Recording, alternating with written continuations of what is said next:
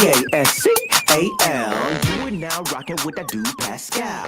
We be going wild, Haitian in the building, so original. Got the haters catching feelings. Get your hands up to the ceiling and keep them held high. Cause St. Louis isn't ready. Forget about it, goodbye. Hold on, we just saying hi. Five somebody rise up. Weekdays, catch us live. Somebody, let's go. Good afternoon. Good morning and good evening, everybody. Welcome to the Pascal Show. Hope you guys are all doing well out there. Hope the show finds you in good spirits. We're going to have to get straight into this fairly quickly because there's a lot going on here and some things have already just kind of happened, but I want to make sure everybody is savvy of what's going on out here in these streets. And of course, like I said, we've been keeping an eye on everything that's been going on in Chi-Town and all the craziness that has ensued in Chi-Town. It has not stopped. We are still talking about those things and then some, and we're covering it right now. Crazy clash is going on right now, okay? A crazy clash just went down just a second ago. So we're going to be talking about that here right now. Please do me a favor. Hit that like button down below. Crush it, do it to do. Hit that reaction button if you're watching on other platforms. If you are watching on these other platforms like Facebook, X/Twitter, Instagram, TikTok, Rumble, Twitch, Kick, make sure you hit that follow button. Follow.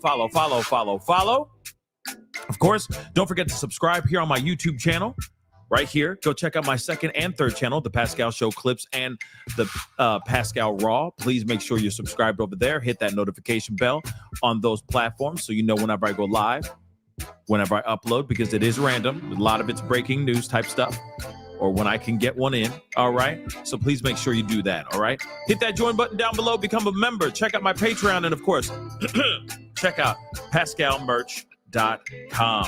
PascalMerch.com. All right, guys, there's some craziness that's going on as we speak, so we're going to get straight into this, guys. There is a wild clash that just happened. In fact, a crash, if you will. It's a full-on crash between ICE and protesters that just happened in Chicago, on the east side of Chicago here.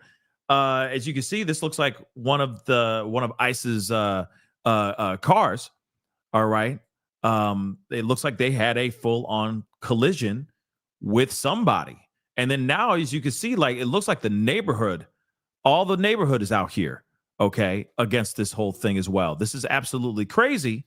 Okay. This is absolutely nuts. And we're going to get straight down to the bottom of it here in right now as we speak, just to see what the heck is going on. So let's take a listen. I don't know if there's any commentary on this yet. I know that there is some a little bit later, but let's take a look at this for ourselves. Involving federal immigration agents, but you can see what appears to be a very large group of agents there. We believe maybe roughly about 50 agents are on scene right now. There is also a very large gathering of bystanders on the scene. Many that you can see from this picture are holding flags and signs and appear to be protesting. Yeah, people are clearly like telling ICE to just basically go home, right? Leave the people alone, blah, blah, blah. Obviously, there's a lot of people in the area. I'm going to try to see if I can find other spots as well in regards to this whole thing. But nonetheless, this is absolutely crazy. Definitely a car collision of some sort. Don't know if and that's the thing. I would like to know exactly what went down here, how this whole thing went down, right? Because again, was ICE chasing somebody down? Was ICE being chased? Did ICE have somebody in their car and then somebody went and basically like collided into the car? You see what I'm saying? Like, this is some wild stuff. And then everybody's out here. Suddenly everybody's out, shoot, the news is out there already, right? You see the cameras up there. If you didn't see that camera, there's other cameras off to the side, like over in this area, if I'm correct. There's a guy somewhere over here near this front stoop of this house filming all of this stuff. So again, the question is, what's going on here and how did it all go down? So we're going to be taking a look at this, but I think she's still talking. So we're going to see what's up. Judy, I'm at 105th and Avenue N, right at the intersection. And this appears to have started about an hour ago when there was an accident right at this intersection. Apparently, the accident, from what one of the neighbors is telling me, was caused by an ICE vehicle that was chasing a red SUV, which is actually being towed away right now. I'm not sure if you're able to see that on the chopper video. In any case, what appears to have happened is that after this accident happened at the intersection, people from the neighborhood came out, and you can probably hear right now in the background the chants of "ICE go home," but it just started to develop into an incredibly tense standoff between the people in the neighborhood and the ICE agents that have flooded the area. And I should say Border Patrol is what I believe most of them are, from the insignia on their uniforms, from what I'm able to tell. There do appear to be, from what I've been able to count, about 50 agents on the ground here. So far, it's been pretty much a standoff with most of the people in the crowd, the neighbors in the crowd, reporting the agents, and the agents basically just standing without really doing anything. They've had their weapons pointed down. They did deploy at some point what appeared to be pepper bullets. And we are told, we were not able to capture this, but we're told that at least one person from the neighborhood was arrested and taken away after a confrontation. But again, we were not able to witness that confrontation or that arrest. Other than that, it really has just been mostly a very tense standoff here. The Alderman Chico, also arrived on the scene about 15 minutes ago. We've not been able to speak to him. He's been trying to get a handle on the situation.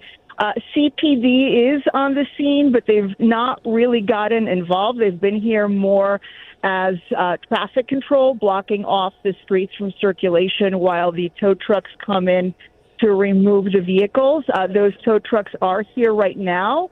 And we're assuming that once the vehicles that were impacted are removed and the agents leave, this situation will calm down. But for now, it remains just a very tense situation. So just so you know, there's according to Nexus on X, they put something out here which is interesting. They said that there was an ICE chase of a red SUV. You saw the red SUV getting towed, right? The other white car is about to get picked up as well. That one over there, if you could see the SUV, and I'm just reading this off camera, okay, off screen. All right, so they're saying an ICE chase of a red SUV, the one that they're towing right there on screen right now as we speak, caused crash in Chicago an hour ago. Now 50 to 75 agents, intense standoff with crowd. Pepper bullets fired, one arrested, situation still volatile. Of course, they're saying, stay up to date with live updates and all that kind of stuff. So apparently, and if you look at is the window broken or is that window open? Does that look like the SUV, the driver's side window? Is that busted open? It looks like it may have been busted open. I don't know. But you got to remember, ICE has a tendency to do that, right? We've seen countless videos where there'll be somebody in the car and he's like, yo, I'm getting out of the car. And they just start smashing the window no matter what. You know what I'm saying? So we've seen that. There has been some videos showing some serious force trying to get that. But it may be open, it may be broken. I don't know. Regardless, cars busted up. Same thing with this white SUV here as well. This is busted up too. So they were chasing this red SUV down, and then it turned into a car crash right in this neighborhood. And then people came out to protest the fact that they were there in the first place. And then that's when a whole bunch of ICE agents showed up. Whole bunch of them, a gang of them, y'all. Gang of ICE agents showed up in this particular area. And then there's basically been a standoff, if you can see that. I mean, obviously the standoff is happening right now as we speak, or, in this particular moment. We're we're a few minutes ahead of everything because I wanted you guys to see all of what's going on, right? Just giving you guys what is the breaking news and what is happening right now. And clearly people are showing up, throwing out their flags, okay? And basically telling ICE to kick rocks. Pretty interesting though, right? Let me let them talk a little bit more. I'm getting some more info, okay? Loaded onto the tow truck now, so it probably won't be long before it is taken out, and hopefully this situation diffuses itself. Michelle, you're exactly right. We're seeing that picture right now from Chopper 7, this live picture of that white SUV belonging to the agents being loaded onto the back of that tow truck.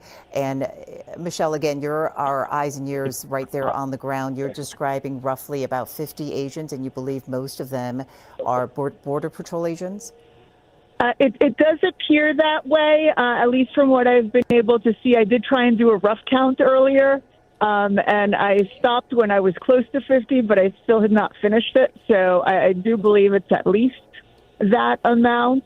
And just based on, again, the uniforms that I'm looking at, I'm just able to see that it says Border Protection. I also have U.S. Customs and Border Protection, Border Patrol. Yes, that is what appear to be the majority of those who are here on the ground is what I'm seeing, at least the ones that I am close to right now. Michelle, appreciate it very much. Stay with me here on the phone. We're going to pause our coverage here on stream. We will be right back and continue our coverage of this breaking situation in a few minutes.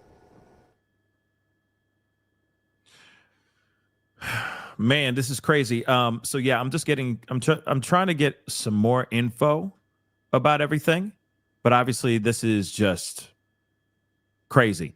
And then of course, law enforcement, I'm assuming will be there at some point here. Okay. But this is still, no matter what, this is just pretty crazy stuff. Let me bump ahead here. Eyewitness News. Good afternoon, everybody. I'm Judy Sue. Let's get right to that breaking news right now. A very tense situation at this hour on Chicago's southeast side. Chopper 7 is over the scene near East 105th and Avenue N. That is a live picture you're looking at. We're following reports that there's been a car crash of some type involving federal immigration agents. There are about 50 agents at the scene right now from our reporter that is on the scene telling us. There's also a large gathering of bystanders on the scene, many of whom appear to be protesting the efforts of those agents. Now, we are told at the scene on the ground there that at one point federal agents deployed what appear to be pepper bullets. Our crews at the scene was told also by neighbors that at least one person might have been taken into custody. Again, no confirmation yet from officials there on the ground. This is coming to us from neighbors who have gathered at the scene following this crash. We have also seen Chicago police on the scene, but we're also told at this point that they're not necessarily involved in any of the activities there, but Chicago police are on the scene. Tow trucks have arrived to remove the two vehicles involved in that crash. It was a red SUV and also a white SUV. Right now you're looking at people moving wow. On this intersection. A very fluid situation that we're told. Again, about 50 federal agents on the ground there. Our reporter who is there on the ground believe most of them may be Border Patrol agents. Chicago police are on the scene. The alderman for that ward is. So just so you know, this is happening on the east side of Chicago, 105th and Avenue North. Okay, in Chicago. It says it right here, right up here in the top left-hand corner. For those of y'all who are just showing up, getting, just late to the party, this is what's going on. And as you can see, somebody's getting arrested. Or somebody's getting taken in. Okay. And I'm sure there's going to be video out the wazoo here very, very soon of people posting this stuff online somewhere, which is absolutely crazy. I do want to also let you know, if you guys aren't seeing the title up above or down below, wherever you're watching this show, there will be I will be having an interview with George Floyd's uncle in just a little bit. just so you guys know. But and I'm not leaving yet. We're not leaving this situation here yet. But I just want to let you guys know that we have kind of a sandwiched an interview that's going to be sandwiched within this show. But we're going to keep an eye on this, and we're going to be coming back to this, of course, if there's more developing information revolving around what's going on here on the east side of Chicago. But we're going to continue on. But I just wanted to let you guys know that's what's going to be going on here in a little bit. All right. But nonetheless, this is absolutely crazy. All right. This is absolutely crazy. And this is going down on a Tuesday, y'all. This isn't going down on a weekend. This isn't going down on a Saturday or a Friday night. This is happening right now on a damn Tuesday. Okay? This is bad. This is bad. We'll see what happens. Let's see what else they got to say here. And flags were also told at the scene that at one point, federal agents deployed what appeared to be pepper bullets. Again, these are accounts coming from witnesses on the scene and neighbors who live near that area. Our crews at the scene was told that at least one person was taken into custody, and that was prior to the live picture that you just saw with another person possibly being taken into custody. We're also told that Chicago police are on the scene. They have responded. They don't appear to be, from what we could see, involved in the actions and the activities, but they are on the scene. Just a few minutes ago, we did see tow trucks on the scene towing away the red SUV that presumably was being chased by federal agents, and also the white SUV presumably occupied by federal agents. Both vehicles were being towed away. But right now, what you're looking at is essentially a standoff of some sort. We're told after this crash, which might have happened about an hour ago now, neighbors gathered at that intersection, many people coming out, holding phones, recording what was happening, and then eventually leading to this type of a standoff that you are watching right now. Federal agents on the scene, we believe to be, many of them believed to be Border Patrol agents. Our crew is on the ground. I'm just going to pause right now and check in with my producer to see if we're able to get Michelle on the phone yet. I'm going to move up ahead a little bit more. But I mean, as you can see, there's absolute chaos going on. And of course, people are pulling out their phones. They're protesting. I mean, of course, this is pretty insane. Let me move this up a little bit more. I mean, the flags are out, protesters are out. Or you know what? Honestly, I don't know if I wouldn't say this is all protesters. This just could be people from the neighborhood, y'all. This could just straight up be people from the neighborhood being like, yo, leave this dude alone. You know, that could literally be what it is. Real talk. And then again, let's not forget, yes, I'll have to say that now too. You know, there is going to be a big involvement. There's going to be a big reaction on this weekend. There will be people out in the streets. Okay? Like, there will be people out in the streets throughout the entire country, if not throughout the entire globe. So this is going to be a very, very interesting. This is going to be a very, very interesting situation. And if it continues going this way, like this just happened just like last week, there was a massive car crash where a woman was actually shot, and then she had to take herself to the hospital because she was actually hit. You see what I'm saying? Like there is some serious chaos going on in these streets, for sure. Okay? For sure. I'm moving it up a little bit more, guys. A response from the said that the people in the crowd were threw something at the agents. One of the residents said they've been throwing eggs, and that prompted a response from the agents, who then launch tear gas into the crowd. At that point, I got a safe distance away. So did my photographer, and we waited a few minutes for that to clear up before approaching the scene once again. At the moment, we seem to be back to that tense standoff of before the tear gas was launched. But again, it just seems like this could continue on for a while at this point, unless until the agents decide to fire off tear gas to leave, or if they fire off tear gas. Let's keep it real, right? If they start firing off tear gas, everyone's going to be gone. It'll disperse, right?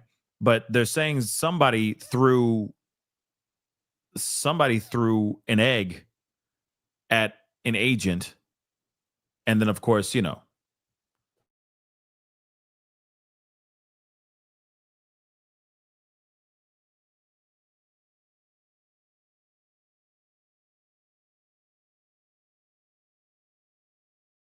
seeing guys. I mean, this is crazy, right? Yeah, they did.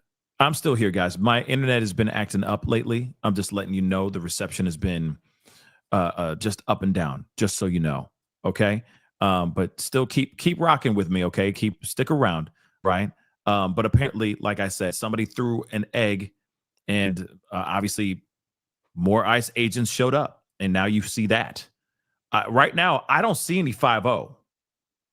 I don't see any police, at least not in this shot. Maybe they're off on the perimeters somewhere, but I don't see any cops.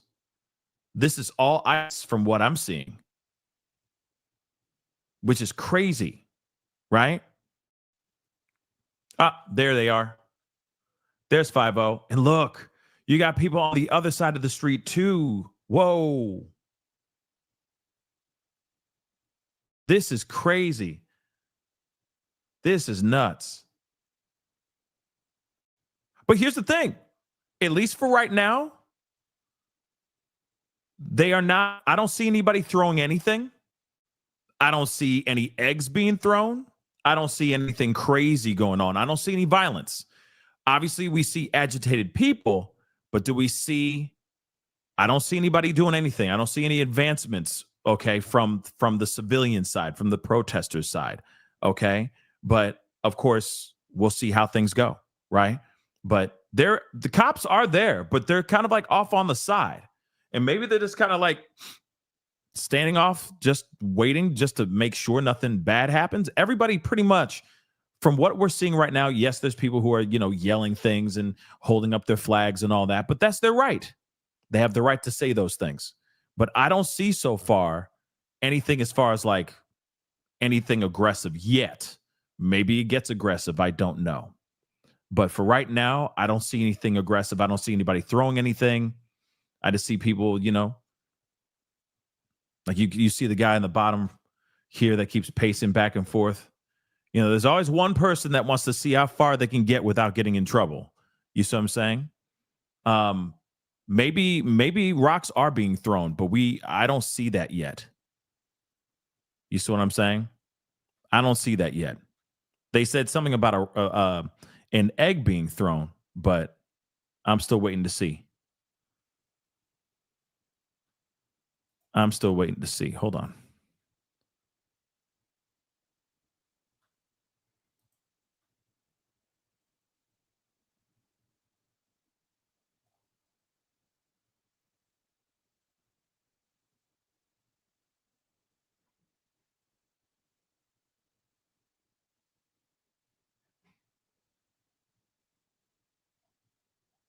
There we go. There's the 5-0. Let's see. Let's hear what they got to say now. But we have just in the last few seconds seen Chicago police who had remained at bay now starting to put themselves in the middle of the, protesters are starting to throw rocks. We're going to get away from the scene right now. Okay. Now they're throwing things. Okay. This is what should not be happening. Okay. This does not solve anything. This makes things worse. Okay. Let's be real. That's not good. I'm going to continue, but I just want to point that out. So, obviously we're a few minutes behind. So in the very beginning, they weren't throwing anything. They said somebody threw an egg. All right. But now we're seeing them throw things. See, this is when the tear gas happens. This is when the pepper balls are getting shot. And this is when people start to disperse. Let's keep it real. Judy. Let's see Okay, what Michelle, happens. you take care of yourself. I'm going to let her get off the phone. We really appreciate it. Get to a safe place. So what you're watching, what you continue to watch is exactly what Michelle has been describing. This, again, at the intersection 105th and Avenue N. Last Michelle said as protesters started throwing rocks, and you can see that there is some chemical being deployed right there at this intersection. Just prior to this, you did see what appeared to be Chicago police officers and some commanders there trying to have some type of a dialogue with the protesters there at the intersection. It would seem that they were trying to disperse the crowd and maybe usher them off the street so that the agents could possibly move their vehicles. And it was at that point that Michelle noticed that protesters started throwing rocks, and this is the end result.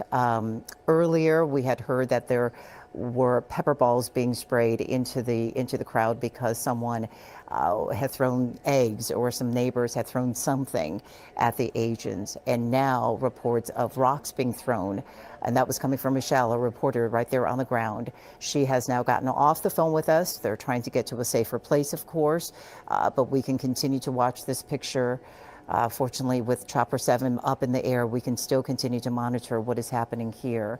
Again, if you are just joining us here on stream, this situation has been very tense for the last, maybe about 40 minutes or so since we came on the air with this breaking situation. It started all with some type of a crash between, again, this information is coming to us from neighbors on the ground. Nothing has been officially confirmed, but we believe this started with a crash involving a federal agent's vehicle, a white SUV that was on the ground there, chasing possibly a red SUV. We have no information about the occupant of the red SUV, the vehicle that they were presumably chasing.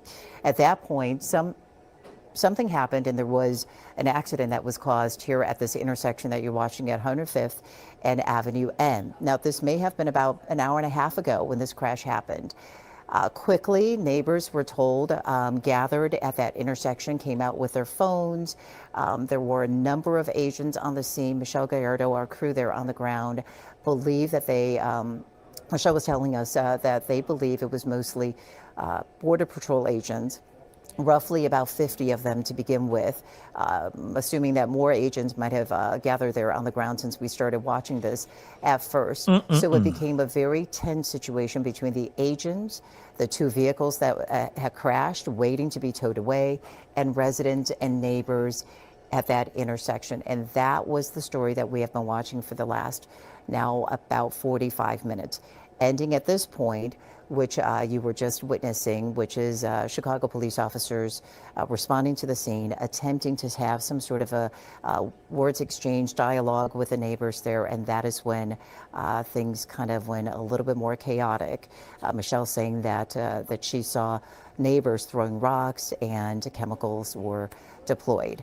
Right now, the picture is pulled back a little bit from Chopper 7 as you watch this intersection. Obviously, you can see the protesters, the neighbors, people who were gathered dispersed quickly when that chemical was released. We're still waiting for a confirmation of officially of what is happening here. We do believe there were dozens of agents on the scene. Chicago police responded, as you can see from this chopper picture earlier.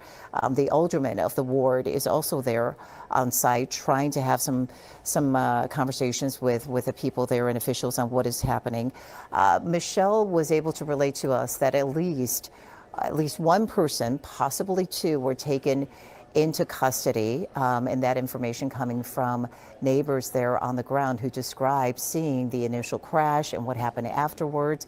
The person who was talking to Michelle and sharing a lot of this information happened to be an Uber driver who was apparently in the neighborhood and witnessed the chase moving for quite some time, that person described, and then eventually ending in this crash. And of course, you saw that neighbors coming out to the intersection and waving flags and signs. That's what we could see, leading to some type of a standoff. And that basically stayed status quo for about 40 minutes. And then right now we're trying to reassess the situation and see what has happened here. I'm going to pause for a second, let you take a. I'm just going to say this. I mean, you know, at some point, it's, excuse me, at some point, you know, the chaos has got to, like, you got to just be able to show up, say what you got to say, and do it peacefully. Once you start throwing rocks, once you start throwing projectiles towards the likes of ICE or cops or anything of that sort, yeah, it's going to be insane. There's going to be people, there's going to be a reaction. They can't expect there not to be a reaction. Again, I don't know if this is, you know, is this going to bleed into tonight? You see what I'm saying? Is this going to bleed into the rest of, is this going to happen? Is tonight going to be a long night? Or is this going to be, or is this just one moment? Because there's been a couple moments that have happened, you know, over the past couple days. So I keep wondering, is this peaceful protest, is it going to stay peaceful for very long? I am quite curious about that, you know? So I am curious. Let me see some of these chats while still waiting on, checking to see if my guest is ready to hop on or not. So I'm just making sure he's ready to go. But let me just read some of these comments here really, really quick. Classic, Pascal, nah, that never will happen. Chaos is just begun. People are sick of their tyrannical regime or the tyrannical regime in the White House. Fact. You know, I feel like, yeah, there's a lot of people that feel some type of way about this for sure. Obviously, we're seeing this in the streets. Okay. You know, hold on.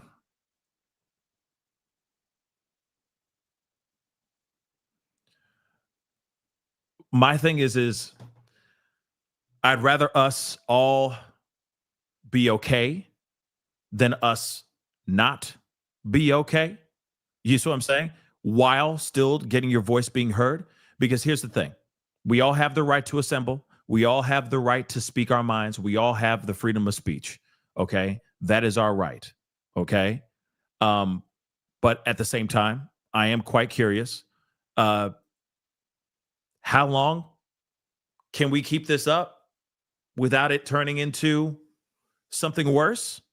I'm really hoping that it doesn't turn into anything worse, but we will see. Now, of course, I'm still keeping an eye on this, okay? We are going to I am coming back to this, all right? Don't you worry. We are coming back to this for sure, all right? But I do have somebody very special joining the show, all right, today. Okay, really quick, all right, just so you know, before I bring this guest on, here it is, because Hollis just said, who's chasing who? They were chasing a red car. So ICE was chasing the red SUV, and then a car accident happened. And it happened in this neighborhood. And I guess the crash, the sound of the crash and all that, obviously grabbed the attention of the people. The people came out, and they made their presence known, and they said what they needed to say, I guess, right? And that's why there was such a big congregation and a big gathering of people in this particular area, all right? Obviously, there's going to be more, I'm sure, as time goes on. So I'm going to keep an eye on this, all right? It ain't over yet, but I do want to bring on my guest for our show. All right. Obviously, George Floyd George Floyd's death brought a lot of people in the country together, but it also drew a lot of people apart. But his death was very tragic and unthinkable. We also now know that today is George Floyd's birthday. So here to share and talk with me about everything that's going on and the event that they're about to put together is his uncle, Uncle Selwyn Jones. Hello, my brother. How you doing? What's up, Pascal? Thank you so much for being on here, man. I appreciate you sharing the time with us, talking to us about everything that's going on. How you feeling, man? Man, it's been my man would have been 50 years old today, and it's challenging. You know, we have to deal another person, their name, but another person. So it's all hard, man. It's all hard. But it's real. Yeah, no, I get it. I get that it's hard right now because I mean, obviously we are living in some really volatile times right now. Obviously, as you already know. I mean, if you're watching anything that's going on in these streets, I'm sure you're seeing, and maybe it's bringing back memories of what happened 5 years ago. What are your thoughts on everything that's going on in the streets right now? I believe in angels, and we have a lot of demons right now. We really do. With the chaos, the chaos, all the tension, races. It's crazy. But reality, this is English way. Hundreds of years. And this is the reason why people like you have a platform to make the difference, to make that change. Our voice. Mm-hmm. Obviously, yeah, we have the conversations, we bring things up, we try to do as much as we can to bring awareness to all the cases that are going on in the world. Now, I guess we're having some technical issues coming on your end.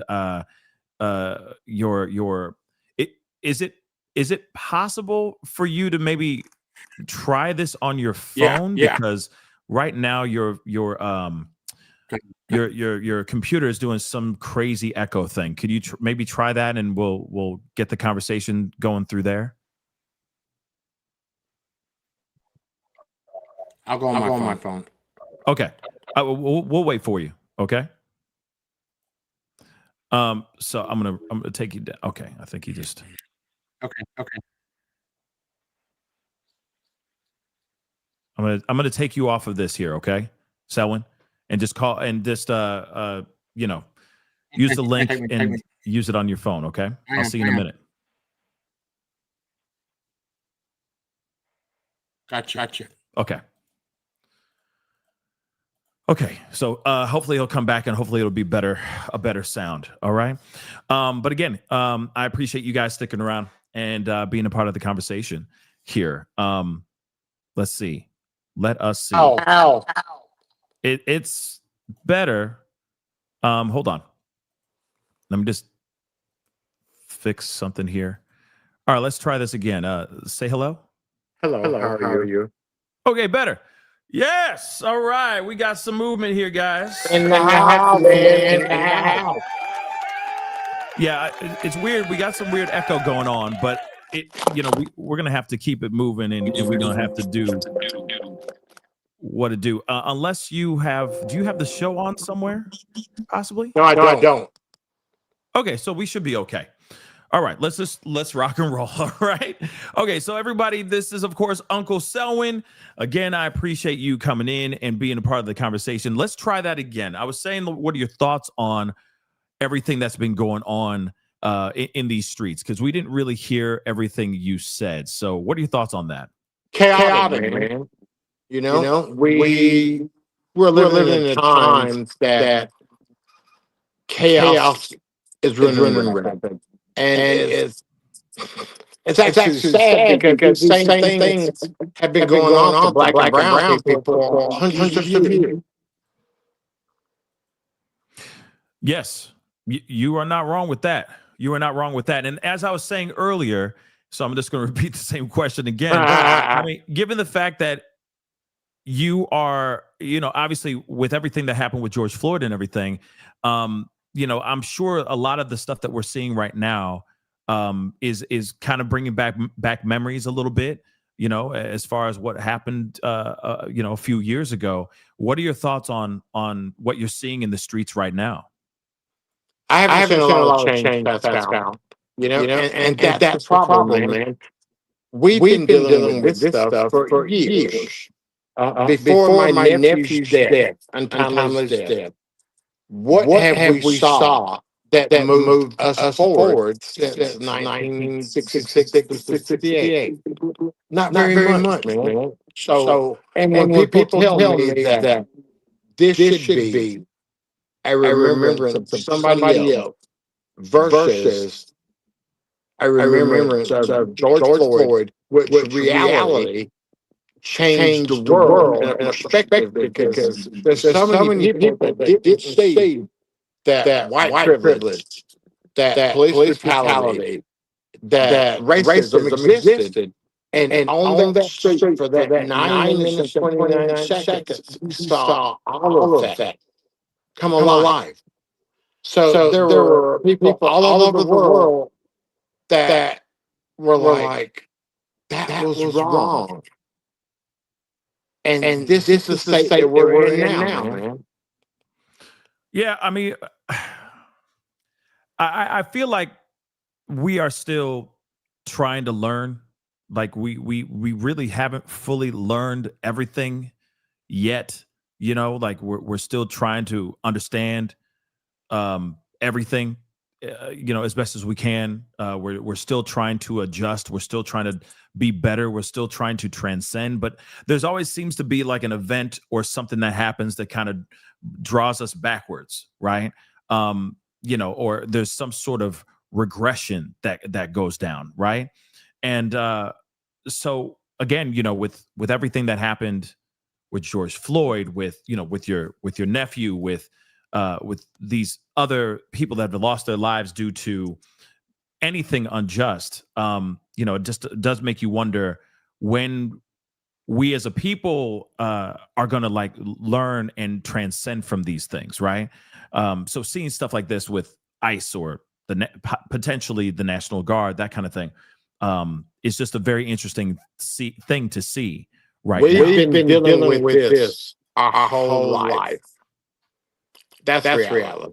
We've been dealing with destruction and oppression our whole life. And that's what bothers me. I lost him. I lost him. Hopefully he'll hop back on. Maybe it's a phone call or something like that that's hopped in. But again, well, hopefully he'll hop back on.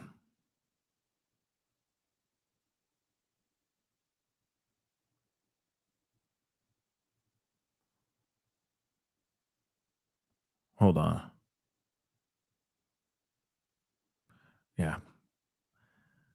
Yeah, I lost him, I guess. Well, dang.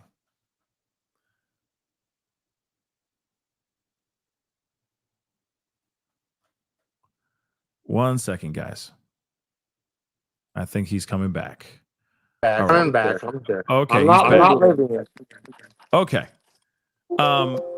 Yes, I feel like yes, we're in this place where things. I mean, obviously, things need to start changing, right? Things need to start changing. But so I understand today is your nephew's birthday, right? Mm-hmm. George Floyd's birthday. I'm wondering, like, because I understand you have like a specific event that's happening today. So why don't you let everybody know what's going on for tonight? On TikTok, we're going to have a remembrance of George Floyd and a day of free speech. Because that's something that we haven't been allowed as people of color, but everybody else has been allowed to say, do whatever they want to. Because reality, is this to me. If Derek Chauvin knew Grayson, Sonia Massey, those young men in Memphis, that they would get reprimanded for doing what they did, would they have done it? Absolutely not. So tonight we're going to let everybody spill their beans and say what you want to say, and let's just hear it. Yeah. And I think what's interesting, I'm glad you mentioned Sonia Massey. I mean, of all people, I mean, she had the boiling pot of water. All she said was, "I rebuke you in the name of Jesus," and then all hell broke loose, right? And then she lost her life. And there's a bunch of other cases that have happened where people have lost their lives in the most egregious kinds of ways, solely because, I don't know, Pascal, look. Oh yeah, that's the reason why they lost their lives, because of the color of their skin. Oh my God. I'm sorry, Pascal. It's okay. It's okay. You know, when do we, somebody used to make this statement to me. When does people that look like us stop becoming cute and start becoming dangerous? And reality is, the George Floyds, the Eric Gardners, the Sonia Masseys, where was the danger? Where was the threat? I rebuke you in the name of Jesus. Basically, what she was telling him is, don't put that salt on me, because he made a statement, get that pot of water off for this mess burns up or something, he said.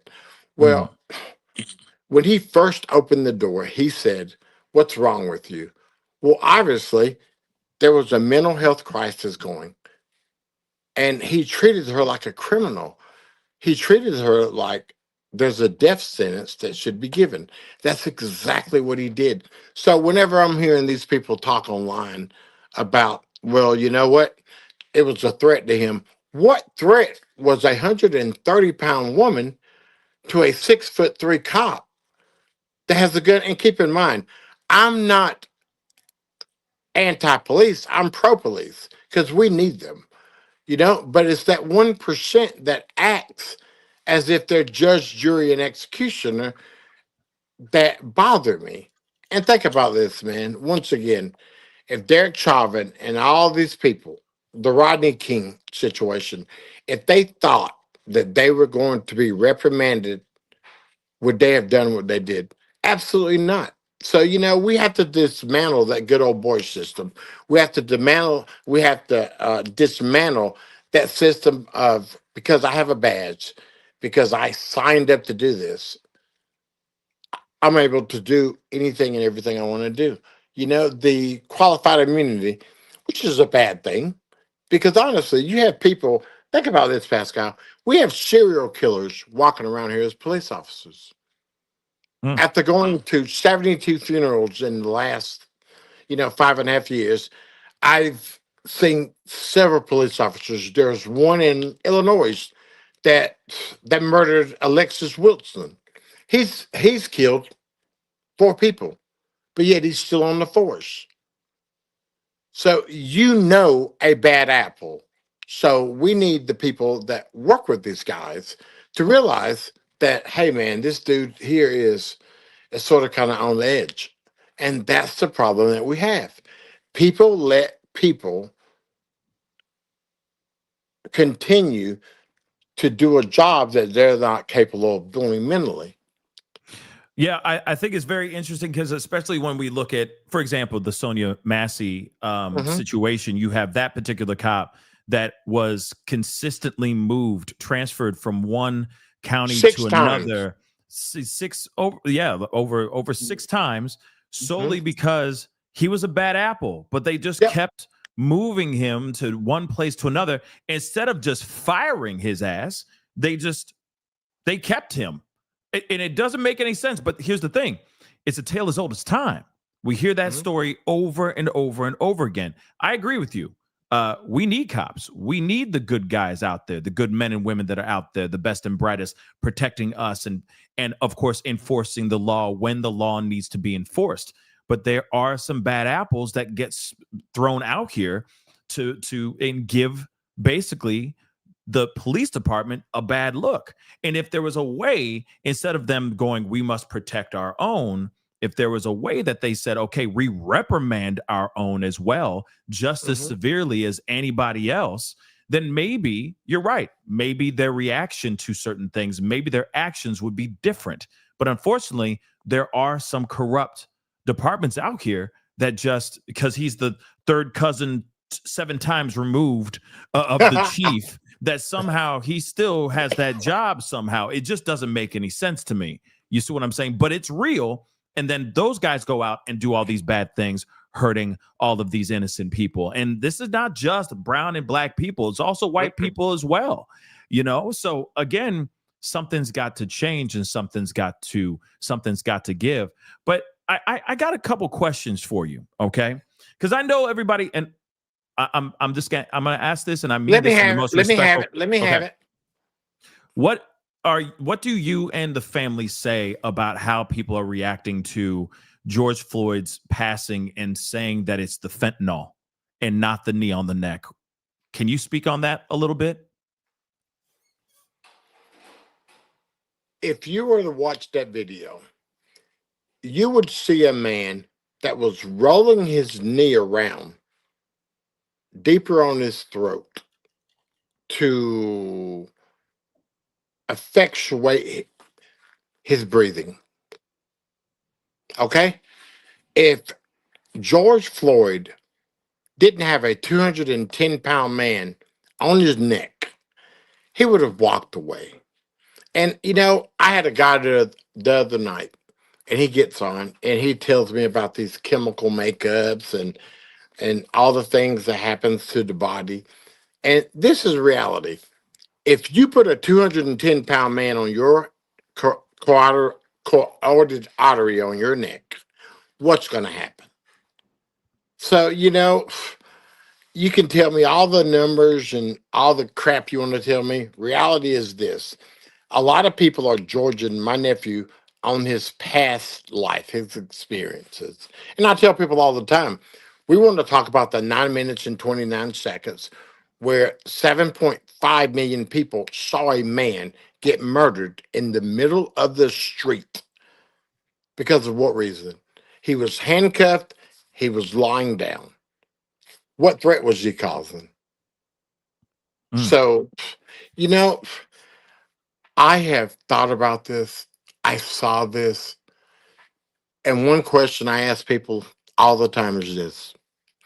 When you saw that video of my nephew, what was your first thought? This guy isn't going to leave here. You didn't bring that thought in your brain, but you saw that.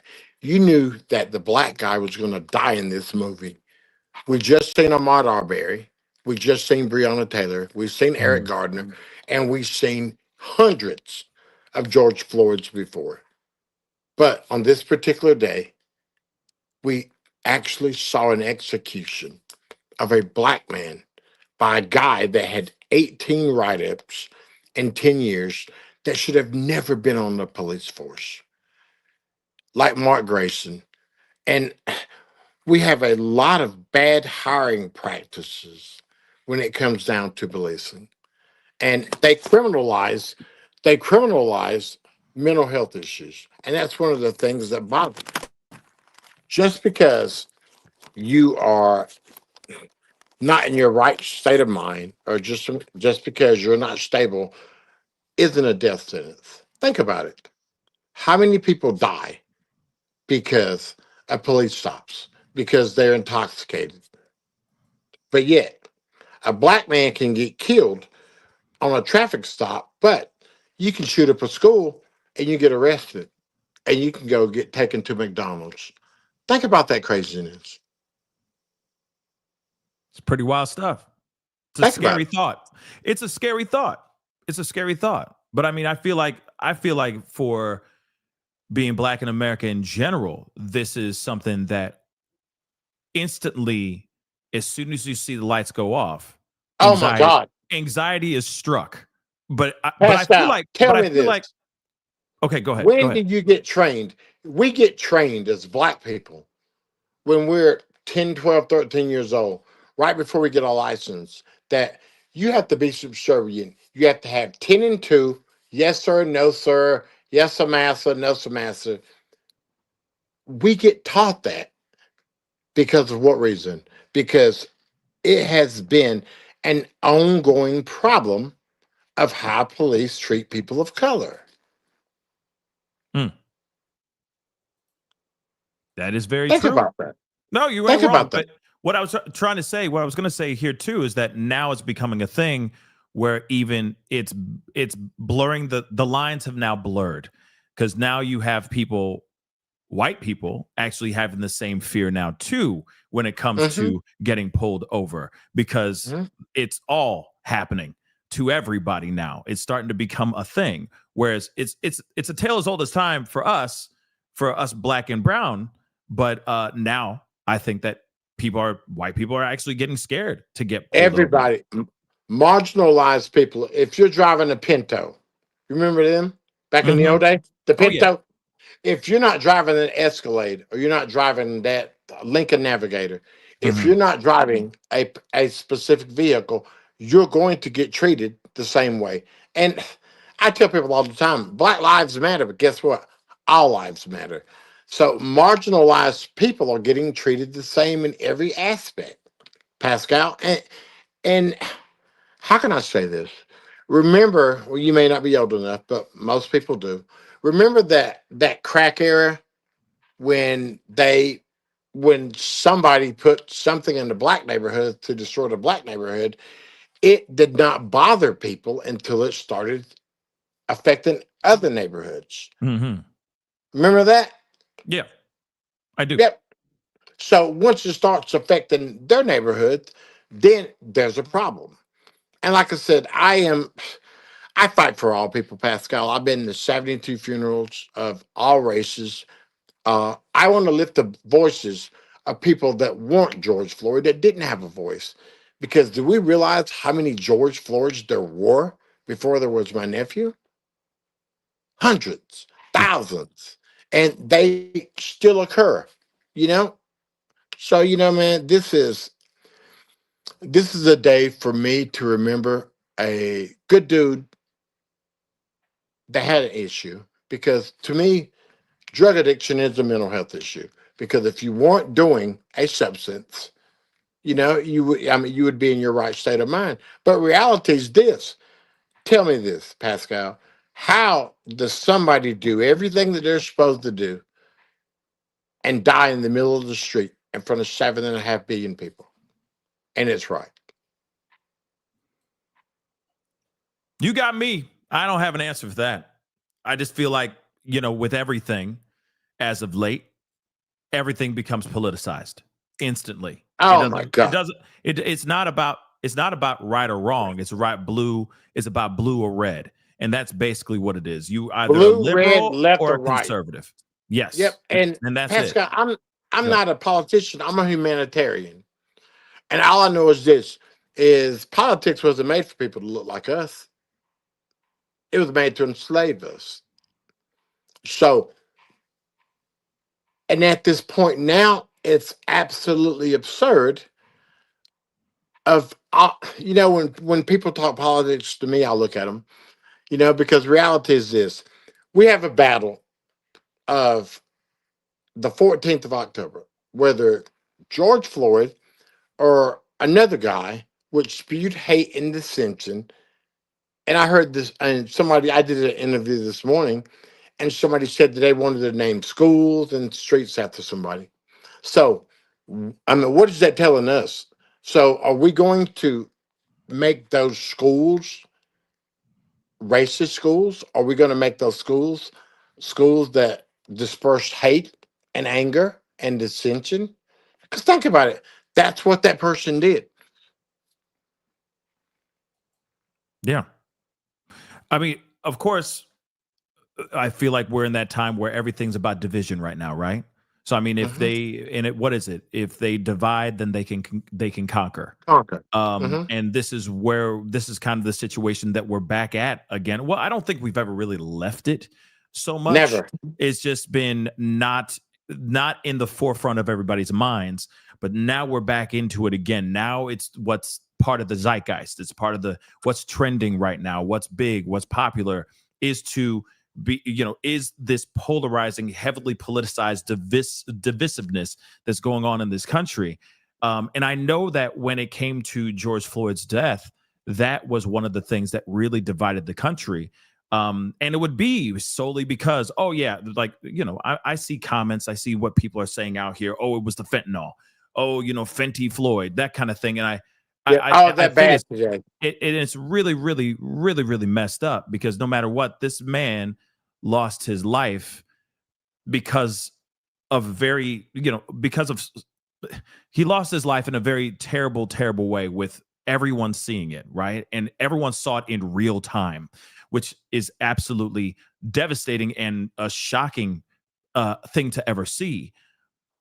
But now it's trying to be able to find a way for all of us to transcend, learn from this lesson, learn from this tragedy, and be able to be better to each other, rather than pointing the finger and trying to find a technicality to make it make sense in their own minds that it's justified that he lost his own life, which is insane to me as well, right? But that's how it is. They'll move the goalpost as best as they can to fit their own political bias, and it's very frustrating in the world that we live in. Pascal, this is what I want to say. Somebody did everything he was asked, and somebody laid on the ground, and you had a guy on his ankles, a guy on his back, he had a guy on his neck, you had a guy that was overseeing. Tell me what we saw, what anybody saw. Tell me what was right about that. I hear all the time, well, they were taught that. Well, guess what? You were taught to restrain and subdue somebody. Were you taught to kill somebody? So, what we saw on May the 26th, rather, was the most heinous thing we've ever seen. Think about this. Most people have never seen anything so diabolical.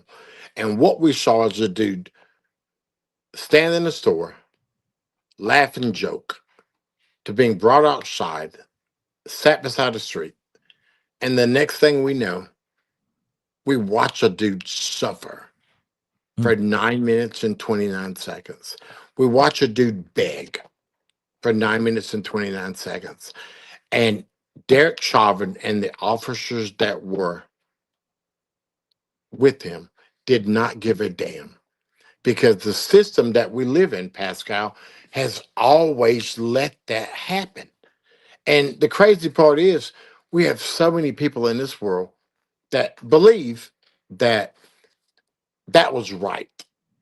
Well, if they were to look inside themselves and open their eyes and think, is a man being killed over $19 and 100 pennies, was that worth life?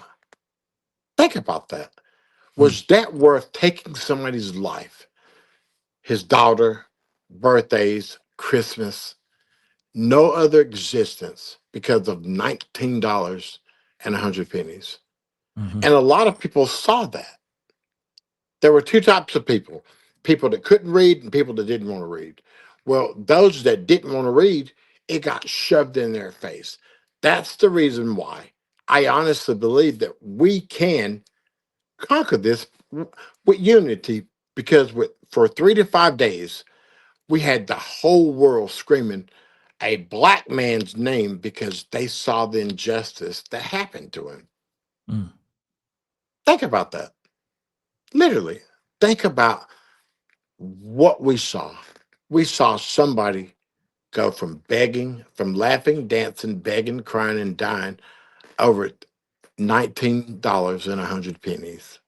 $20, yeah. $20. $20 indeed. I mean, that is some crazy stuff. I will say that. Just that fact alone is pretty wild. And yes, you see that. And yes, you see that in all the footage I mean, following everything to when he gets to when he's in the convenience store, to the car, to then of course his face in the ground saying I can't breathe. But I do have to ask you this too. There's been a lot of talk about the possibility, because apparently people have been trying to campaign the Pascal, no, you're pardoning. not. No, you're not. No, you're not. I got to ask you this. The people have been saying, and there's been a lot of campaigning about getting Derek Chauvin pardoned. What do you think about that? And what's the family's reaction to that? Well, one of the leading participants in that argument, we don't have anymore. Think about that. Okay. The scumbag, the family's the scumbag. We don't have that participant anymore. My thoughts on this is just simple.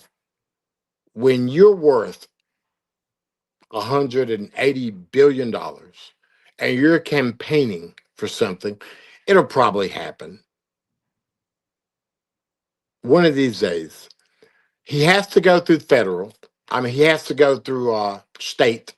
Federal can oppose him. I mean, can pardon him, but state has to pardon him. So he has to do his sentence. But when you have somebody that is worth $180-something billion say he should be free, think about the mentality of that. Somebody that is living in a way different world, different stratosphere, that would literally take their time to reach out for somebody that we saw murdered somebody. What kind of world do we live in?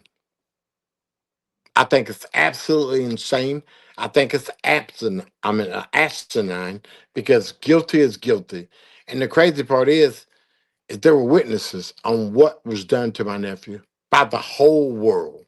And for people to come up with this idea that he should be pardoned is absolutely insane, Pascal. But guess what? That's the world that we live in. Hey, we live in the world that you can get stopped for a traffic stop and get killed. But yet you can go and shoot up a church with 12 people that were trying to help you, and you can get taken to McDonald's.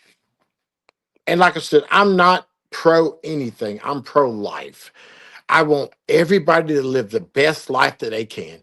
My mantra is dream, breathe, deliver. Think about that. Everything starts with a dream. Then you have to breathe to figure out how we do this. And then you deliver. Pascal, when have we had deliverance? When have we had deliverance for being black and brown? Some would say it was Obama. I'm kidding. Wait, let me get you on this one.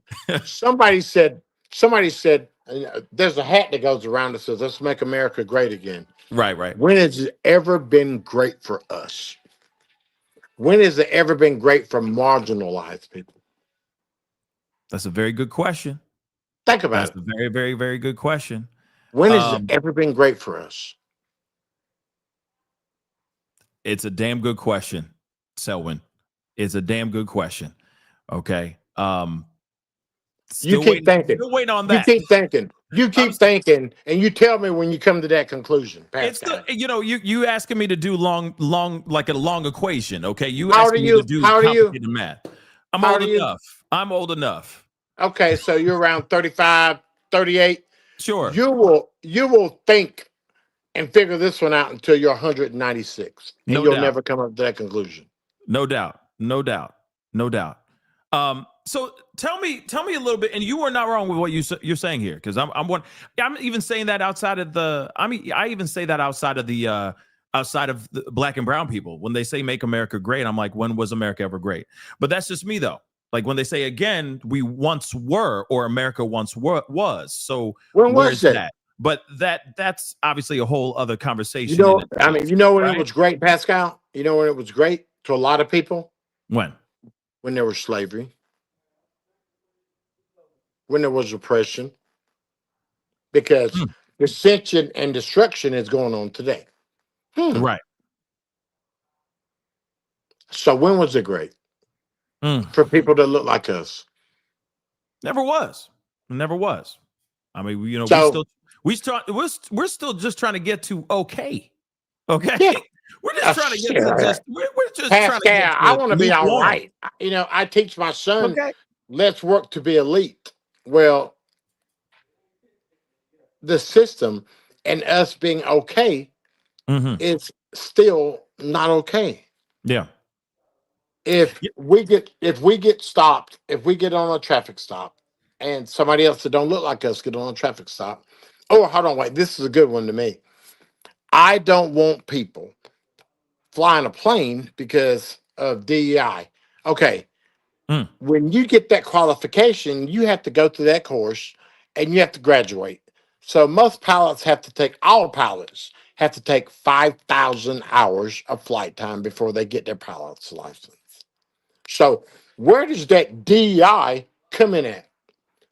It comes in after you completed the criteria and you've got all of the specifications for you to have that job. If you're a doctor, you got to graduate medical school and you have to take that medical entrance test to graduate as a doctor. So where does that DEI come in at? Where does all these speculations of what we are and how we are come Mm-hmm. in a lot of people's minds? So, man, I'm telling you, Pascal, we are in a hailstorm. We're like that third giraffe on Noah's Ark. Right. We've been fighting for our life forever. Right. Well, okay. Of course, we could be talking about, we could wax political all night long, all day long for sure. But and of course, I want to bring this conversation back to George and his life and everything. Can you give us a little bit more, just something about George that we as a people don't really know about George? My nephew couldn't sing. Most brothers can sing. He could dance, but he couldn't sing. He was a good dude, Pascal. We grew up poor. We grew up absolutely poor. I grew up in a house with no indoor plumbing or running water in North Carolina, and he grew up there. Then he grew up in Houston. So being in the marginalized community, certain things were free. Laughter, joking. So he was a big ass clown. He was that dude that walked in a room because he was 6'7" and made everybody smile, you know, because of his presence. It's just like when I walk in a room, I am a comedian until it comes down to the point where I have to be what I have to be. Mm. But I believe that laughter heals the world. And that's all we wanted to do, is to make people around us feel okay. And and people talk about, you know, uh people talk about him going to jail. People talk about him holding somebody up. You know, I always say this, Pascal, we're not talking about that life before that 9 minutes and 29 seconds. He wasn't a martyr. He wasn't a hero. But what he was is somebody that we saw sacrifice our life to make a difference and a change in this world. And the man upstairs was the one that made that decision, because he could have died anywhere, Pascal. He had a serious mental health issue. Mental health issue. He had an addiction. So he could have died anywhere. But the Lord saw fit to have him, to have his life mean something at his last moments, because he knew that he had a good heart and a good soul. Everybody makes bad decisions. Everybody makes mistakes. There's plenty of people that's got something to put their head in the sand for. But Mhm. because you've made bad decisions in your life, should you be tortured to death as if he was? No, he was only human, He was only human, my brother. just He like was only everybody else, just He like was all of only us. human. He had himself in a particular situation that probably shouldn't have been in. And this is the crazy thing, Pascal. Hmm. Do we even know that was a counterfeit $20 bill? Nobody knows. We don't even talk about that anymore, because it went from a counterfeit $19.00 to my nephew affecting the whole civilized world by people seeing injustice, by people seeing power and control, for people seeing police brutality. And it all happened on May the 25th, 2020 at 8:26 and 15 seconds.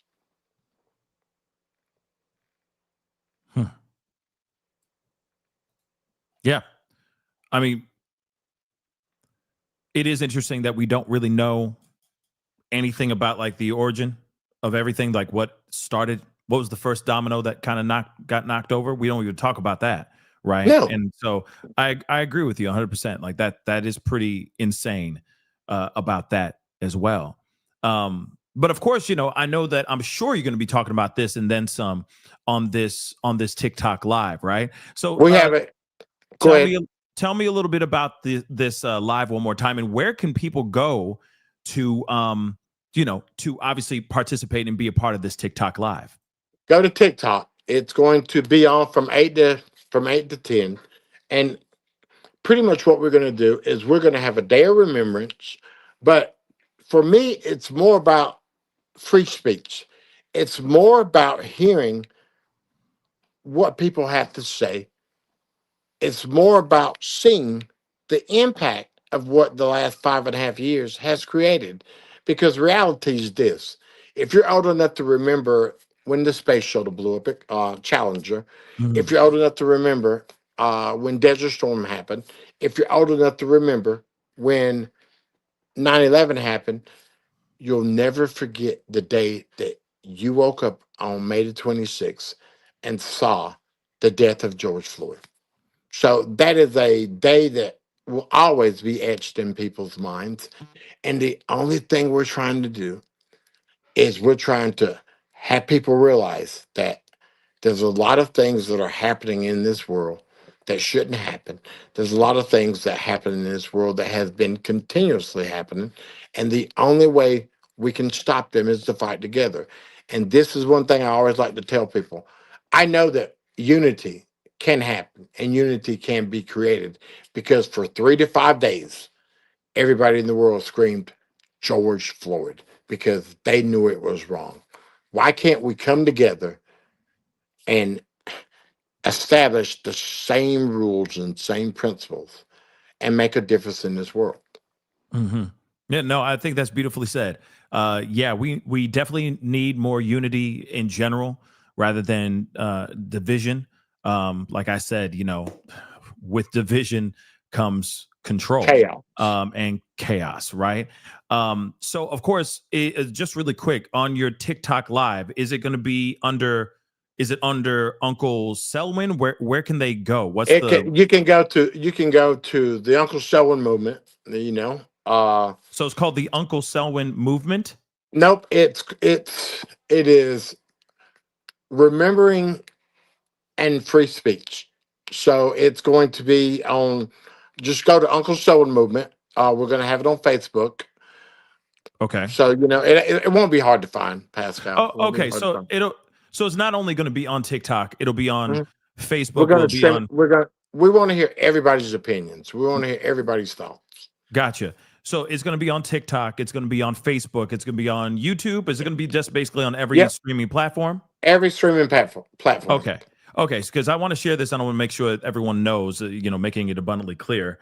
Again, guys, you'll be able to go over to, Facebook or TikTok to see this live event, be a part of the event. Okay. So obviously honoring the life and legacy of George Floyd, remembering George Floyd. Of course, today is his birthday.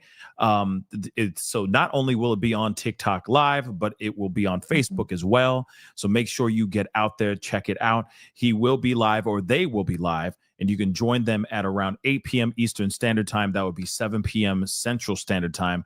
And if you are on the left coast or on the west coast, of course, left coast. I love it. The left coast. It'll be at 5 p.m. Pacific Standard Time. Okay. So they'll be live. You'll be able to talk, and they'll be responding to you guys and have a big old blast talking about things, and just don't come up there with no crazy stuff. Don't come with no crazy stuff, because I'm ready for you. No, well, you might have to get ready for it. Oh my God, Pascal, I've already been for a reason. I've already been dealing with it this morning, man. Yeah. Oh, I know. I'm sure it I is. woke up with chaos this morning, and all I can do is laugh Right. because the ignorance of people, the literal ignorance of people, never amazes me. It never does. I feel like, when it comes to that ignorant stuff, and, of course, we're going to have to wrap up here. But real quick, the one thing I have to say is the one thing I think of is if this was your son, if this was your, your blood or somebody you really cared for and whatnot, would you say the same thing? And I know that a lot of people, 9 times out of 10, let's just say that, Would say because some people's bias is stronger than their own ethics, okay, or their own natural reaction to things that are going on in the world. So I feel like 9 times out of 10, they're going to sit there and say emphatically, like, they would not react this way. They would react in the way that you're reacting right now, Selwyn, or anybody in, George's life is, that was impacted by his presence, by his friendship, his love, they would all be reacting in the same way that you guys are reacting as well. So again, that's just what I instantly say, but again, Selwyn, thank you so much for being on here with me, just chopping it up with me, talking to me about everything that's going on. Pascal, hold on, wait. I can't show you what you can show me. But look at that, man. Look at that. Let's go, man. I heard you had the muscles, man, but daggone, man, you could have put a shirt on, man. You didn't got to show me up like that, man. Hey, sometimes you gotta, I gotta show why I got it. I gotta show why I got it. But hey, Selwyn, thank you so much for being here. Okay, stay blessed out here, and we'll be talking here very, God very bless soon. You, man. I'll talk to you soon, baby. All right. God bless. I'm out. Bye-bye. So big shout out to Selwyn for being here. It really means a lot, for him to come in here and talk because, let's be real. We are living in some crazy times and it's difficult. We live in some very, very messed up and difficult times, right? It's not as easy, to talk about something like George Floyd without getting some sort of visceral reaction. Whether it is, oh, may he rest in peace. It's such a tragic situation. You'll get the other side too, which is, of course, some people are very volatile. Okay. Which is sad to say the least. But I do appreciate for those y'all who stuck around to just hear and just listen. Because I know some people will just turn it off instantly because they have their own opinions and that's just what it is, right? And I get it. Today is the same day, same birthday. He has the same birthday as Charlie Kirk. Yeah. Pretty wild stuff. So Charlie Kirk's birthday is the same birthday as George Floyd. So I already saw in the chat, how people were reacting. Oh, put it in on no, it's Charlie Kirk's birthday. No, it's both their birthdays. It's both their birthdays. And I would talk about if there was somebody, if Erica Kirk, for example, was around to have a conversation, right? And she just wanted to be on the show, I'd talk about it too. You see what I'm saying? I would talk to her and talk about his life. And if she was putting something together for his birthday, that type of thing, I'd talk about it. Because he lost his life in a tragic way too. Period. You see what I'm saying? It doesn't have to be one or the other. That's what's so messed up about the world that we're living in right now. Well, what we've been living in, not even just right now, what we've been living in as of late. Okay. And it only gets worse. It only gets more and more volatile, right? And that's what's so frustrating about George Floyd's passing. Right? Or even Charlie Kirk's passing. People are quick to take a side rather than just saying, man, a person lost their life and that's terrible. The way that they lost their life is absolutely terrible. We need to stop these things from happening. Period. But like I said, we live in a world where everything is some sort of bias. Everything's a bias. Instead of just saying, hey, let's talk about this person's life. Let's just talk about it.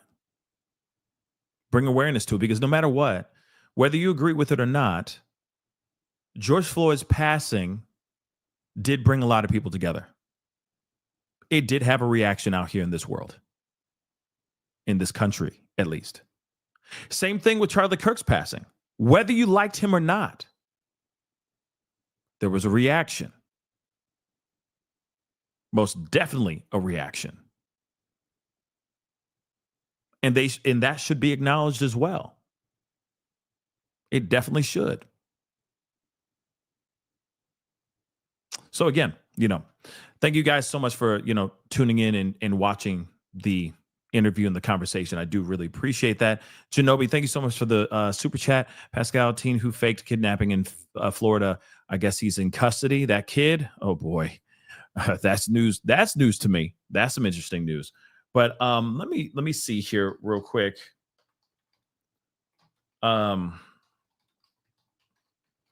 Just to see if there's any other live coverage about what's going on.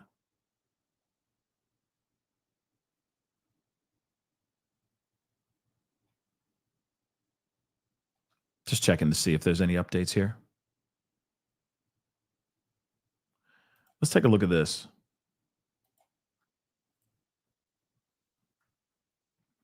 Going back to the protest real quick. Or not the protest, but I mean the standoff, okay, between ICE and just neighborhood people from the neighborhood, it seemed like. You know what I mean? This is when I wonder where like Meteor Man is. You know what I'm saying? But moving on, it's very interesting what happened here. Let's see what they said in their coverage.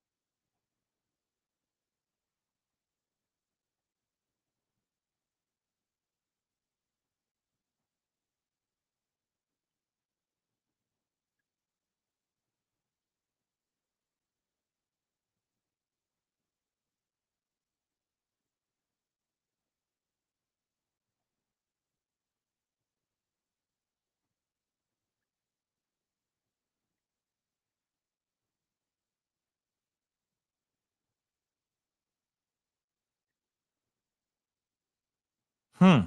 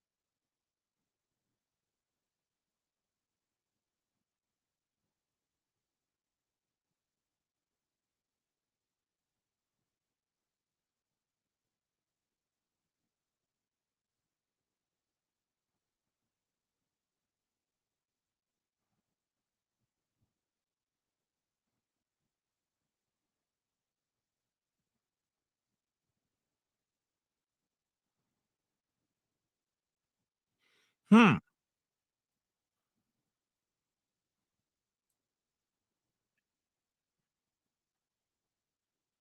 Interesting. Because it makes you wonder if you guys aren't hearing any of this. Oh dear Lord. Dang. Sorry guys. Sorry about that. Not yet. Not yet. Sorry about The that. only thing that I've seen that is encouraging is there's kind of a step back. And I actually got a briefing the other day from ICE and the Illinois State Police. And the Illinois State Police really has it under, they know what they're doing. Let's put it that way. And it's a different scenario when they're handling it versus guys in camouflage. Let's put it that way. Explain for us what the difference is for our viewers at home and for us. The difference, when you pointed out off the top of our conversation that given that they're in camouflage, it's more likely that they are border control, not ICE. What does that mean from a functional and practical perspective for folks on the ground? Well, they don't seem to be trained in crowd control. It's really that simple. So real quick, the fact that he said this particular correspondent that's on the phone is basically saying like it doesn't look like these ICE agents are trained or have any crowd, like any training when it has to do with crowd work, if that makes any sense, right? That is very telling. You got to remember, a lot of these agents are just getting hired very quickly, and then they're getting thrown on ICE, tactical gear, and then they're thrown out there. A lot of these guys are getting, of course they go through some sort of training, but are they going through full, thorough training? You mean to tell me every single person that is a part of this organization, a part of this group, you're telling me that they all know what they're doing? 100%? That they're fully trained and they know exactly what they can and can't do within the law? These guys are coming in. You got to remember, they're getting some serious hookups. There's like a signing bonus. There's a lot of really big, opportunities when you sign up and when you get chosen to become an ICE agent. So imagine hundreds of thousands of applicants now. All right. Everybody and their mama is trying to, you know what I mean? There's quite an interest in becoming an ICE agent because the money is good. You get a crazy fat signing bonus, signing check if you get the gig, right? And then you go and do all this stuff. You mean to tell me they're all ready? Same thing I have to ask as well. About the National Guard. You mean to tell me the National Guard, every single last one of them becomes suited and booted, is fully ready to go? Fully trained, fully knowing what the hell they're doing? When and if, I guess, they go to these cities to bring control? Think about it. In fact, what's interesting is that there have been a bunch of National Guards that have been fired because they were a little round. They were, they looked a little fluffy. I'm being real. I'm going to have to look it up so I can show it to you guys, but there is Pete Hegseth allegedly fired a bunch of National Guards because there's a photo that's gone viral. And everyone's sharing this and they're like, nah, bro, this ain't it. He said, I want to see tight asses, right? Didn't he say that? Taut, high and tight booties. And then they show a photo of the National Guard and no, they're not very high. The booties are not high and tight. Okay. He apparently was fired them. Y'all can't come back. Lose some LBs and then we'll talk.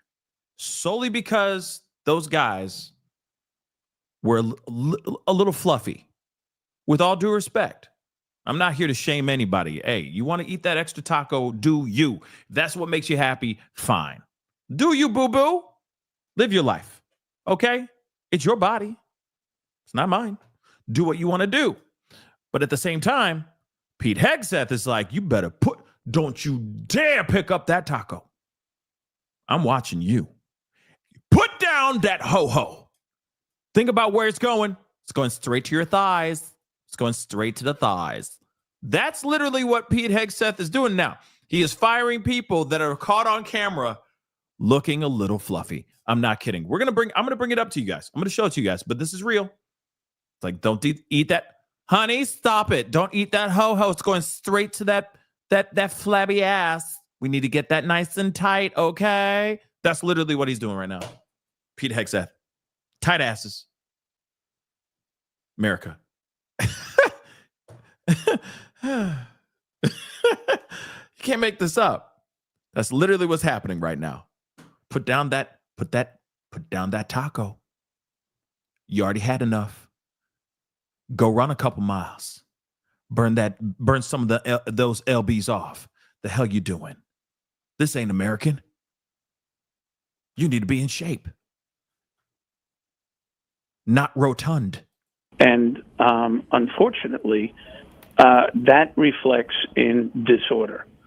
And the disorder brings more disorder.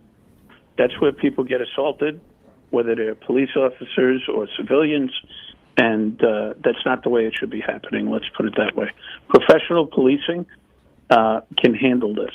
Let's put it that way. And that's what we saw from the state police and the Cook County Sheriff when they responded.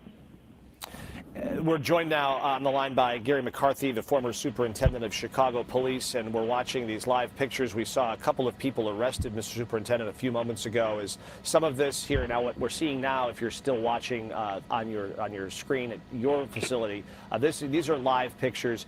We saw what we believed were a couple of arrests. There was a group of people that dispersed. They kind of came back, and then before it appeared the federal agents sort of left the scene, there was that disbursement of smoke, what you're talking about. We've seen so many incidences in the last few weeks of pepper balls being used and smoke being used in various methods for protesters who either live in that neighborhood, Mr. McCarthy, or who sort of scrambled to get there today because they want to sort of be conscientious objectors or protect individuals. What messaging do you have to the protesters who are seeing this unfold when maybe the federal agents that are in front of them aren't equipped to handle it, as you say?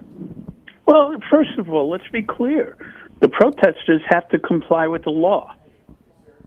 I think everybody's forgetting about that. Right. I think everybody's forgetting about that. I mean, I don't think anybody's forgetting about that. I think we all are, all of us conscientious mother lovers out here that give a damn about what's going on, and that all we want is peace in the streets, and let the people say what they need to say and protest and show their disdain for what's going on in these streets. I think a lot of us already know that, yeah, us civilians need to just comply to the law, and that's it. So in other words, let me just say this with the camera big. You don't throw things at agents. Don't throw rocks or even eggs, hard or soft-boiled eggs, at any agent. Don't do it. It doesn't help. Doesn't make the situation any better. It's dumb. It's dumb. I'd rather you be out there in the streets saying what you want to say, whether I agree with it or not. Be out there in the streets, say what you want to say, and just be done with it. And go home. That's all you need to do. But when you start throwing rocks and when you start doing crazy stuff like that, that's when it gets you in trouble. Period. Okay? That's when it gets you in trouble. Yes. I'd rather you be out there, protest, go home, come back to fight another day. Keep coming back to that same spot every day, protesting, right? Oh, and then, yeah, don't spit on people. I mean, that's dumb. Okay? But it's ridiculous that we have to even say that. You see what I'm saying? That we even have to address it, that we even have to bring that up. We all know better. And so what this guy's saying on the, this commentator, he ain't wrong. He ain't wrong. We know better. Don't throw things. Don't be violent. Put the violence to the side. You won't get yourself in trouble. You won't get yourself detained. And then you can come back the very next day or all night long. You could be out there all night. I don't give a damn. It's your right. But at least you won't be detained. You won't get arrested. And then you're not caught on film used for propaganda, for potential propaganda. You know, see how evil and bad these people are, blah, blah, blah. You see what I'm saying? So again, yeah, Lante, violence is violence. Okay? It doesn't solve the issue. It just makes it worse. That's just what I think. But let's continue on. Let me hear what he got to say. We got to take a look at this Pete Hegseth thing. This is just insane. He's going to the streets with he's at war. He's at war with the LBs, which is crazy. All right. And at the end of the day, you throw rocks or you throw bottles at the police, that's an assault, and you need to be arrested. And let's put that at the front of this. There are people who are purposely trying to cause these confrontations, whether it's Antifa or the people. And listen, we're experiencing this in Chicago. We saw it during the Floyd riots. Go back and look at the video from the confrontations at the Columbus statue. They were organized, just like they were during NATO, just like they were during the DNC. And they've been handled different ways. The DNC and NATO were handled the same way. The Columbus statue was not handled that way. The officers weren't equipped for it, and that was because of direction from City Hall. Okay. Cops can handle this, okay? But protesters do not get a free pass to assault people or cause property damage. No, but no one should get a free pass. I'm sorry, none of them. That you got to say the same doggone thing to these ICE agents or to the National Guard or to these cops as well. Just because they enforce the law does not mean that they are impenetrable from the law. That is ridiculous. Okay? That's ridiculous, y'all. Just, civilians throwing rocks and all that unprovoked to ICE. It's the same way the other way around. They shouldn't be hitting people in the head with pepper balls. You see what I'm saying? They shouldn't be going after people and just tackling them down just because they're standing there. They shouldn't be going and taking militarized pepper spray and spraying innocent people who are just standing there talking to law enforcement. They shouldn't be spraying those people in the face with that unprovoked. Shouldn't be unprovoked on one side, and it shouldn't be unprovoked on the other side. Come on, guys. We ain't dumb. Just because they're ICE, just because they're National Guard or 5-0 does not mean that they are untouchable from the freaking law. Period. Okay? You do the right thing. You don't do stupid stuff. You protest. You say what you need to say. They're out there to protect or to show that they're out there, intimidation, these ICE agents and all that. We're out here. We mean it. Okay. If you throw something at them, you're going to get arrested. But if ICE does something to you, they should be getting in trouble just as much. They're not above the law. In fact, some of these videos that I've seen, and I know, I might be saying something wild. Okay. I may be saying something wild, but when you go and the guy is in the car and I guess they believe that that particular person is is an illegal immigrant, then what should be happening? All right. What should be happening is that those particular people, those ICE agents that are using excessive force, they should be reprimanded for what they're doing. Guy is sitting there going, hey, I'm getting out of the car. Why are you coming at me like this? Holy cow. I got a kid in the car. Hold on. I haven't even put the car in park yet. Can you give me a second here? Those particular agents that are busting down doors and all that stuff, busting windows open, terrifying innocent lives that have nothing to do with anything, that are just complying, as he says.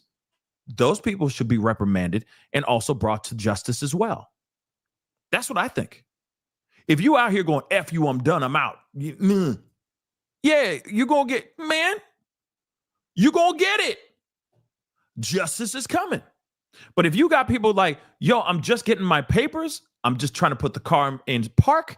I got a kid in the back, all this stuff, right? Give me a second. Oh my God, I'm opening the car. I'm opening the door. I'm not going against any of the things that you're asking for. Let me unbuckle my seatbelt, for crying out loud, and open the mother-loving door. They're just like, smash, smash, smash. That's bad, y'all. That's bad. Okay?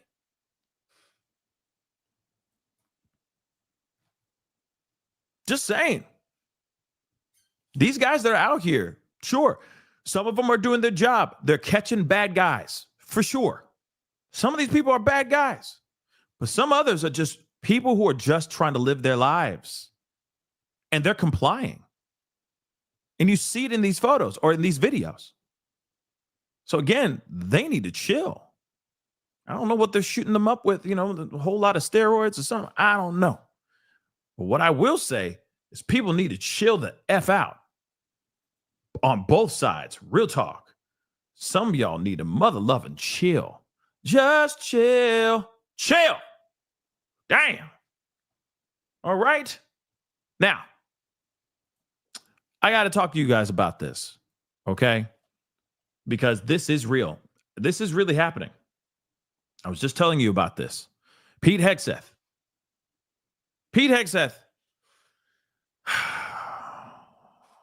The Minister of War. Okay. Sorry. The head of the Department of Security. All right. Pete Hegseth. Just last week or the week before, I don't remember. Every day's blurring into one. But he did have a massive conversation, press conference, a meeting, a come to Jesus meeting with the top brass, from that were deployed all over the world. They all flew into town to go to Quantico to hear Pete Hegseth say a whole bunch of things. One of the main things he said, not only was he like, we're getting rid of the beards, we're getting rid of this, that, and the third. He also said, I want to see fit individuals. If you're a part of this army, you're a part of this military, you're going to represent to the fullest extent. We're going to be able, I want to see you physically be able to do these things, these PTs, right? I need to see those physical tests look amazing. And I need to see y'all in shape. I don't need to see anybody fat.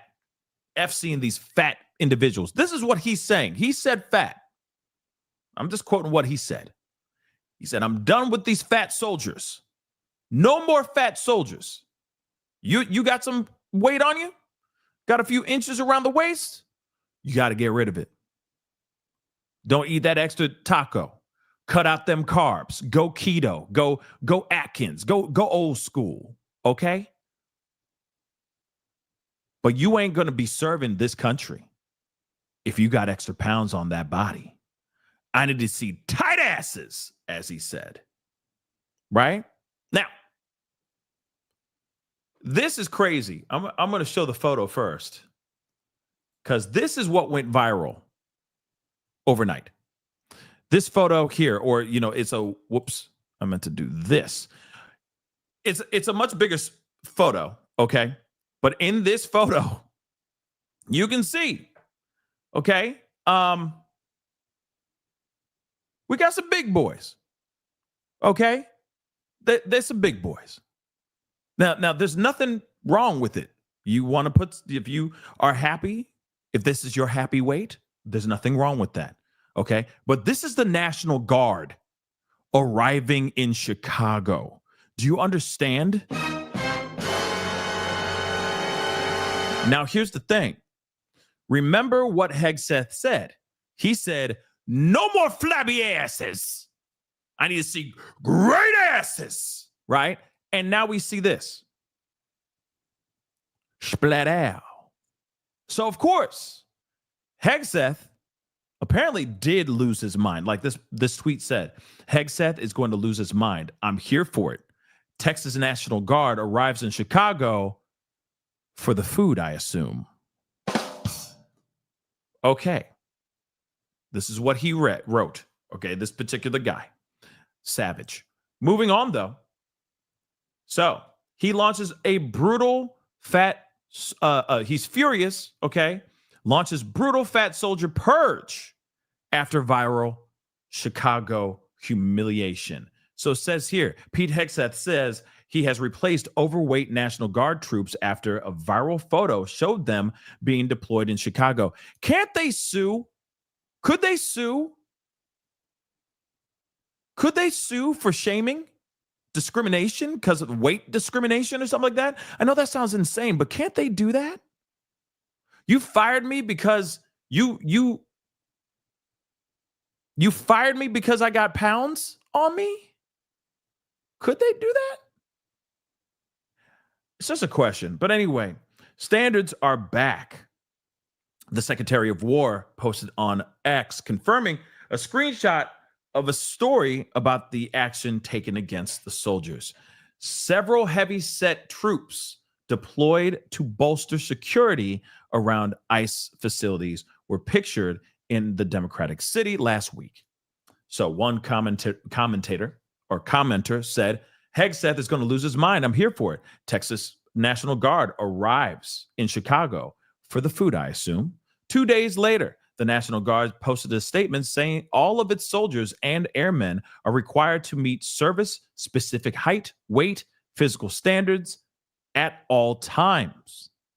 It said when mobilizing for active duty, members go through a validation process to ensure they meet requirements.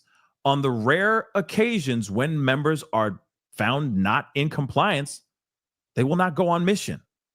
They will be returned to their home station, and replacements who meet standards will take their places. So this is very interesting because if you really think about it, think about all the football players that we've seen out here.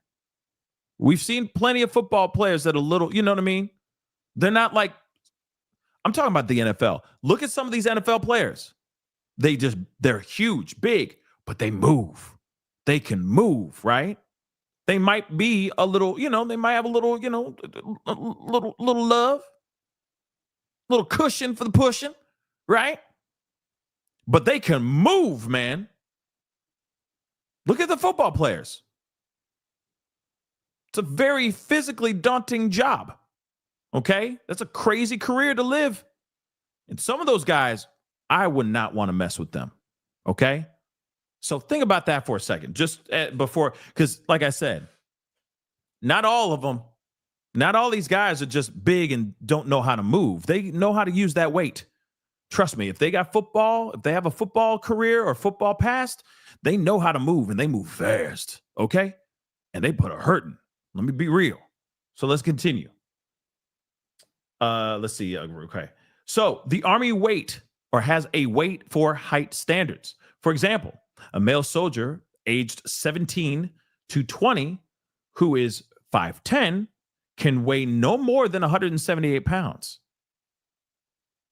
If a soldier fails this standard chart, then a body fat percentage calculation, which also takes into account their abdominal circumference, will decide whether they are still eligible to join.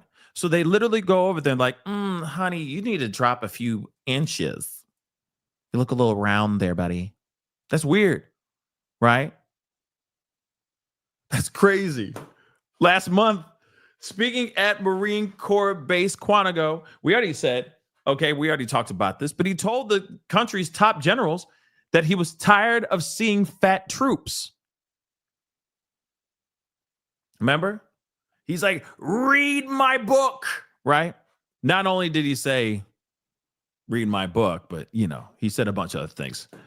No more flabby asses, right? And now all these guys are going, damn, I was really looking forward to Thanksgiving this year. And I guess it's not going to happen no more. If the secretary of war can do regular hard PT, so can every member of our joint force. This is what the Secretary of War said. Yet, have you seen him do a pull-up? I'm kidding. But have you, though? Okay. Hegseth also said these rules are, quote unquote, not about preventing women from serving, but added that the physical standards needed to be gender neutral. So if women can make it, excellent. If they cannot, then so be it. It also means that weak men won't qualify. This is combat. Now, there's certain parts of what he's saying here I completely understand and I completely agree with. Yes, I want these soldiers hard boiled. Okay? Absolutely. All right, I get it. And the women that are in the army too, I want them to be G.I. Jane up in this mother lover. Okay? We talking Demi Moore.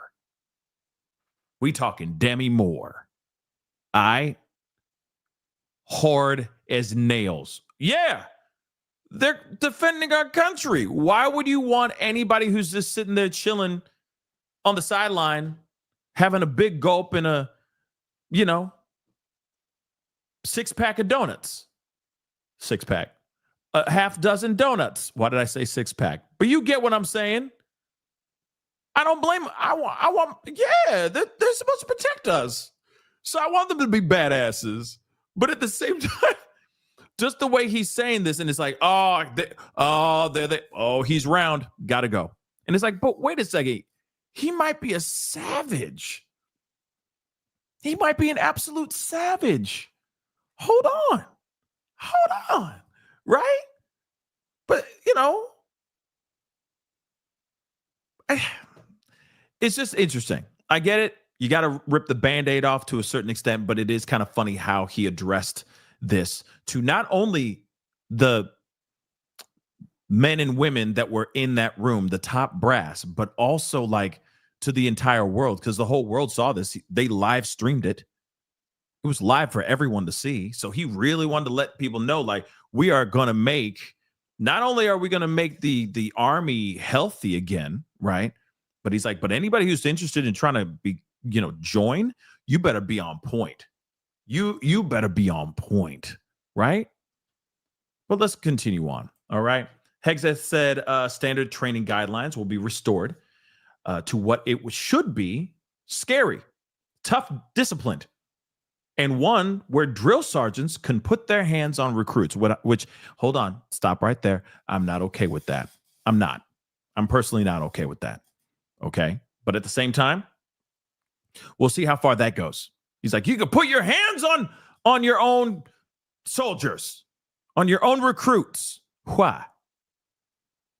Get the PTSD started early? This little sprinkle of PTSD before they even go to war? I'm not okay with that. I'm okay with making sure that they're at tip-top shape, right? Absolutely. You want to join this army and this military, you got to understand that you got to be on point. They should be machines. That's what I think. I agree with that. But just how he delivered is hilarious. Okay? Tight asses. But now, because of this photo going viral, this one right here, he's let go those guys in that photo. And now he's combing through, I'm sure, all of the National Guard to make sure that everyone's got a tight ass. I wonder how he's doing that. Is he like throwing a quarter on them and seeing if it bounces back? You know what I'm saying? What is he doing? How's he doing that? And it does kind of make me nervous how he's holding that gun too. How he has it positioned. I know it's not like locked and loaded, but it's just weird. It's kind of a common rule. You just don't point it at anyone. You point it at the ground,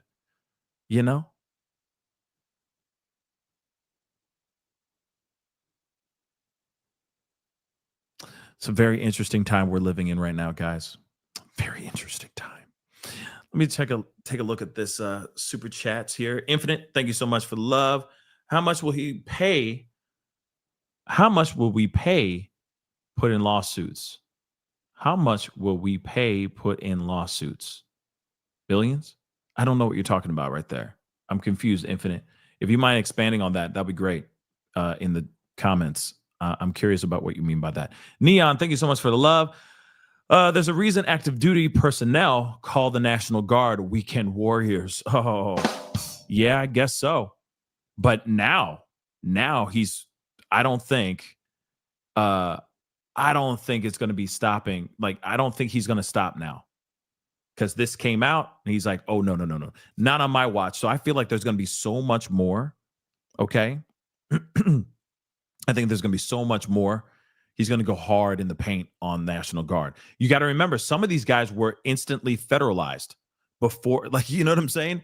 Some people were federalized. He federalized about 300 National Guard, before they were deployed to Chicago. And it might have been a situation where they're like, we just need bodies. And these guys are willing to show up. So let's just federalize them so that they're out there. You know what I'm saying? So again, this is it's just wild, man. It's just wild. But they federalized a bunch of National Guard before they were deployed.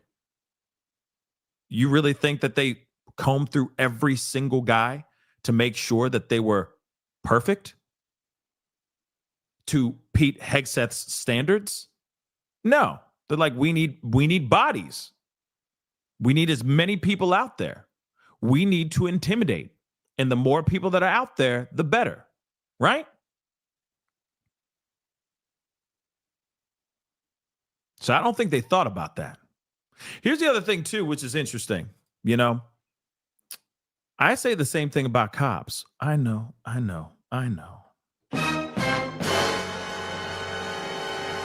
already know. But I say the same thing about cops, too. I know some cops are probably like mad right now for what I'm saying. But I think cops need the same type of approach, too. There shouldn't be... Every single one of them should be in incredible shape. And I don't mean incredible, like, hear me out. Like I said before, football players that, you know, rake in millions and millions of dollars, y'all. Millions and millions of dollars. Knocking mother lovers out, and they move fast. These players are explosive. But they big. They got some pounds on them. So when I see like these guys here, in my mind, I'm like, so you mean they just have to look like they walked out of a GQ magazine? Like they just have to be perfect? That's it? Like, come on, man. That's dumb. If they pass the physical test, right? And they pass it with flying colors, and they happen to have some pounds on them, they happen to look like this, then so be it. Like I said, you look at these football players, they're NFL players, professional, elite athletes, and they're big boys. And they're making millions of dollars. They don't have a six-pack. They don't look like a Chris Hemsworth in Thor. They're just big. But they move, and their endurance is out of this world. So the same thing when I look at this, I'm like, okay, just because they're big does not mean that they can't handle their own. So that's why I mean, like, oh, okay, so they just have to be 3%, you know, like 8% body fat, looking like they're ready to get on the stage and compete in a bodybuilding competition. I mean, no. Not everybody's built the same. Not everybody's built the same. So again, when they do stuff like this, I'm like, okay, let's think outside the box a tiny bit, guys. Okay. And I would say that's the same thing to Pete Hegseth, right? They pass the physicals and they do all they need to do, and they show that they're really like in tip top. Let them go. Why stop them? Just because you don't think their aesthetic, you think their aesthetics are off? You really think that these football coaches are looking at these big boys and saying, nah, well, he ran that fast and he's doing this, and this, and most tackles and of the league and blah, blah, blah. But he's pretty round. We can't sign him. Are you kidding me? They're going, this kid's a beast. Sign him up. And here's a signing bonus. Please come play for our team. Please. We need you because you're going to sack that opposing team's quarterback every time. Please come on over here. So again, like I said, when it comes to this, it's a little bit of a stretch. But again, let's see what happens. But not everybody's going to be built like a Chris Hemsworth, okay? Not everybody. Sorry. But that's facts. Let me get this super chat. Carbonized, thank you so much for the love. My prediction is they continue to squeeze the poor red states in the middle, and those poor people will be their new influx of soldiers. That's what they always do. Smash that like. You are not. That's a good, strong point right there. That's a good, strong point. Thank you so much for the super chat and bringing some awareness to this. Because, yeah, if you really think about it, yeah. You got to remember, too, you don't think that they do, be all you can be. You know what I mean? Join the army. Remember all those commercials back in the day? G.I. Joe? Come on. G.I. Joe was basically a hype reel in cartoon form for kids that were growing up being like, I want to be a soldier. I want to kick ass, right? I want to be a badass soldier. You don't think that the footage that we're seeing in the compilation which by the way, playing the hip hop music with the rap music in the background, did they get the rights to that song? I don't know. But at the same time, and she got ass, and she got like all that stuff is like, are you serious? You got that in the background with all slow-mo of them descending from Black Hawks, smashing through windows, detaining the bad guy, right? You don't think that they're selling that and throwing that out to all these other people, possibly these young kids, and saying, wow, these guys are badasses. I want to be that too. It's just recruitment videos. That's all it is. They're selling the hell out of that vibe, out of that thing. So yeah, of course there's going to be people, young guys that have, let's just say, no idea what they're going to do after they graduate high school. Shoot, even graduating college. They're just like, I don't know what I'm going to do. So they're like, yeah, let me join the army, or let me join ICE. Let me join the National Guard because it looks pretty dope. And I want to be a badass. I'm just saying. That's all it is. That's all it is. So, I think it's going to be interesting when we see how things go down coming up. But I'm telling you right now, what's really insane to me when it comes to ICE, they already have hundreds of thousands of applicants. So many people are trying to sign up. Let's be real, guys. The economy is trash. As much as other people out there are trying to say, oh, the economy is okay. We're doing just fine. What are you talking about? The economy is trash right now, baby. The economy is really bad. People who have had very successful careers that didn't have to worry about nothing as far as money are now out here driving Ubers, doing DoorDash, trying to make ends meet. The economy is not doing very well.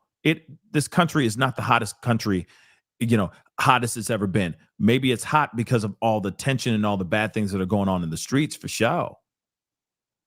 But here's the thing. All the people that are out here that are desperate to make money, that need to make that money, that need to continue making ends meet, you don't think that they're thinking about joining ICE or any other agency right now?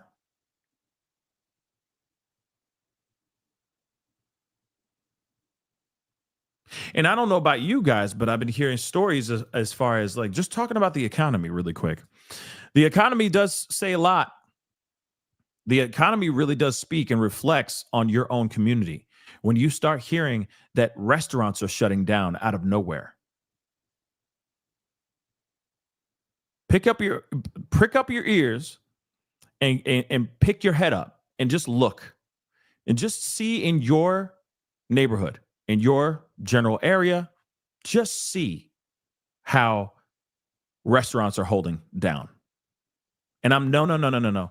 I'm not talking about McDonald's or Domino's or Pizza Hut. Okay? I'm talking about those restaurants that are in town that you like to go to, that maybe you don't go to as often, but you like. Just take a look. You'll be surprised how many stores, how many mom and pop stores, how many restaurants are actually shutting down because people aren't eating anymore. People aren't going out to eat anymore. People aren't going to that favorite bar, that watering hole that they used to go to all the time. People are cutting back considerably now because the economy is trash right now. Like I said, if you say the economy is doing great, then I say take a moment and look at your own town and tell me, and you know, not tell me, but look for yourself and see how local businesses are doing. Are they thriving or are they hurting? Because if they're thriving, then okay, I'm wrong. Economy is kicking ass. But I'm being real. I'm hearing more and more stories about restaurants, local mom and pop shops shutting all the way down because they can't make ends meet anymore. Popular restaurants, very well-known mom and pop shops shutting down because people aren't shopping again anymore. People aren't going out to eat dinner at their places like they used to. That is a full-on reflection on what's really going on out here in these streets. And no, has nothing to do with the protests, nothing to do with ICE, nothing to do with these damn migrants. Okay? These damn dummies. Nope. Not at all. Not at all. So again, hottest country in the world?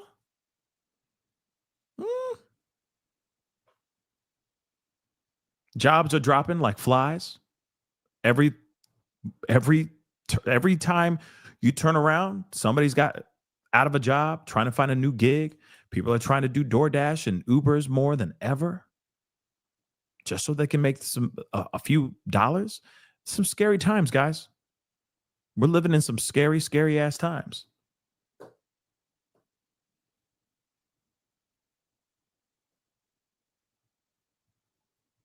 And I'm wondering, yes, it is, Sabrina. You're right. It is really hard out here. Okay. And it was already hard out here for a pimp, but now it's getting really hard out here for just us regular civilians trying to survive. These tariffs are coming in and it's hurting some people. It's hurting some people. If you notice, groceries have gone up. They haven't gone down. I'm just saying.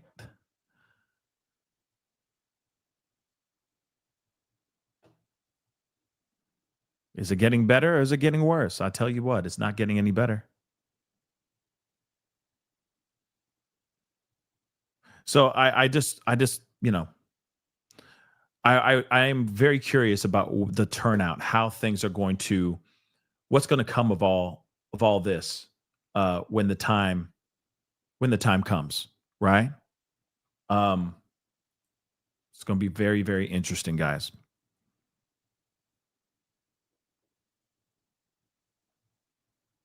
This shutdown isn't making anything better either.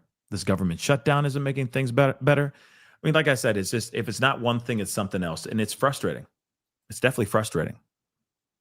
I'm hoping things start to get figured out. But again, let me tell you something. Okay.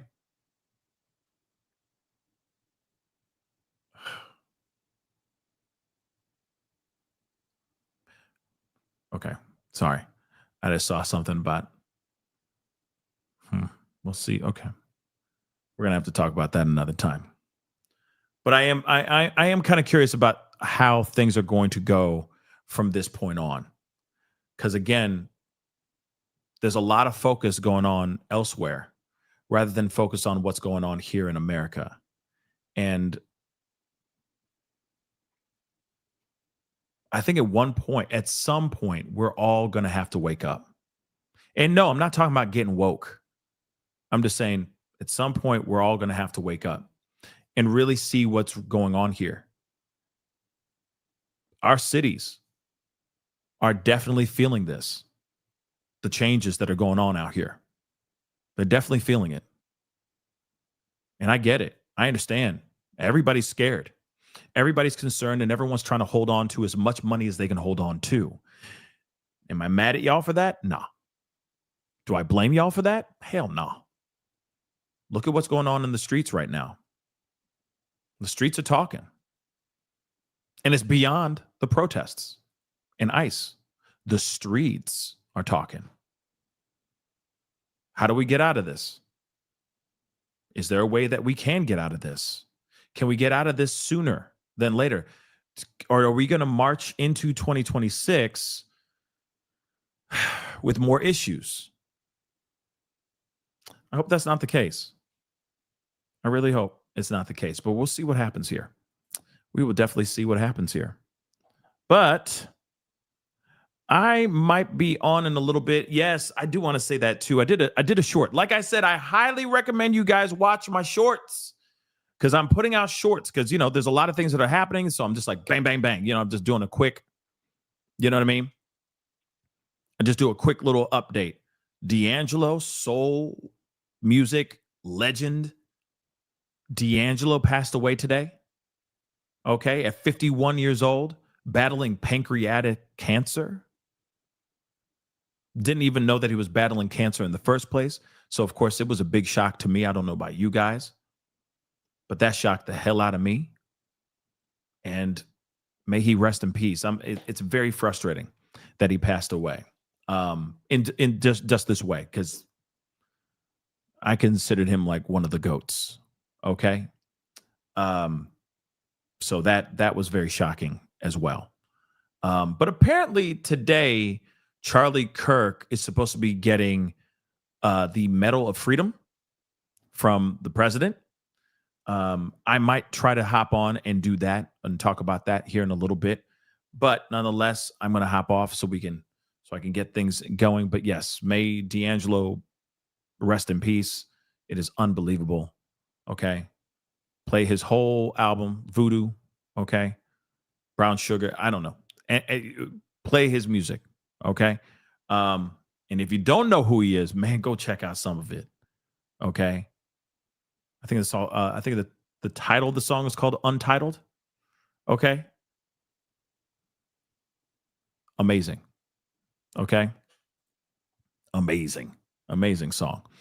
But I may be back on for the Medal of Freedom thing.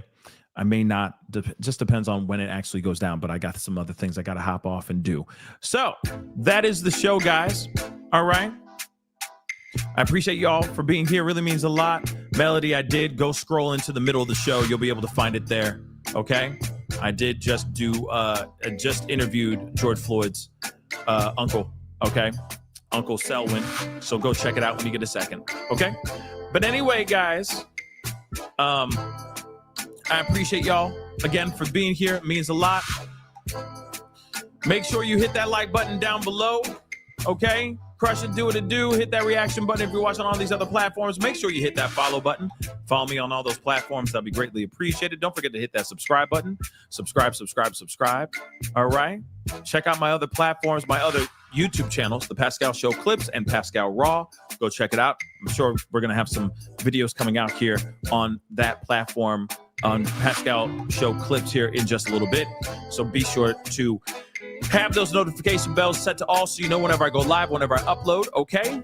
But anyway, guys, hit that join button down below, become a member, check out my Patreon, and of course, check out PascalMerch.com, okay?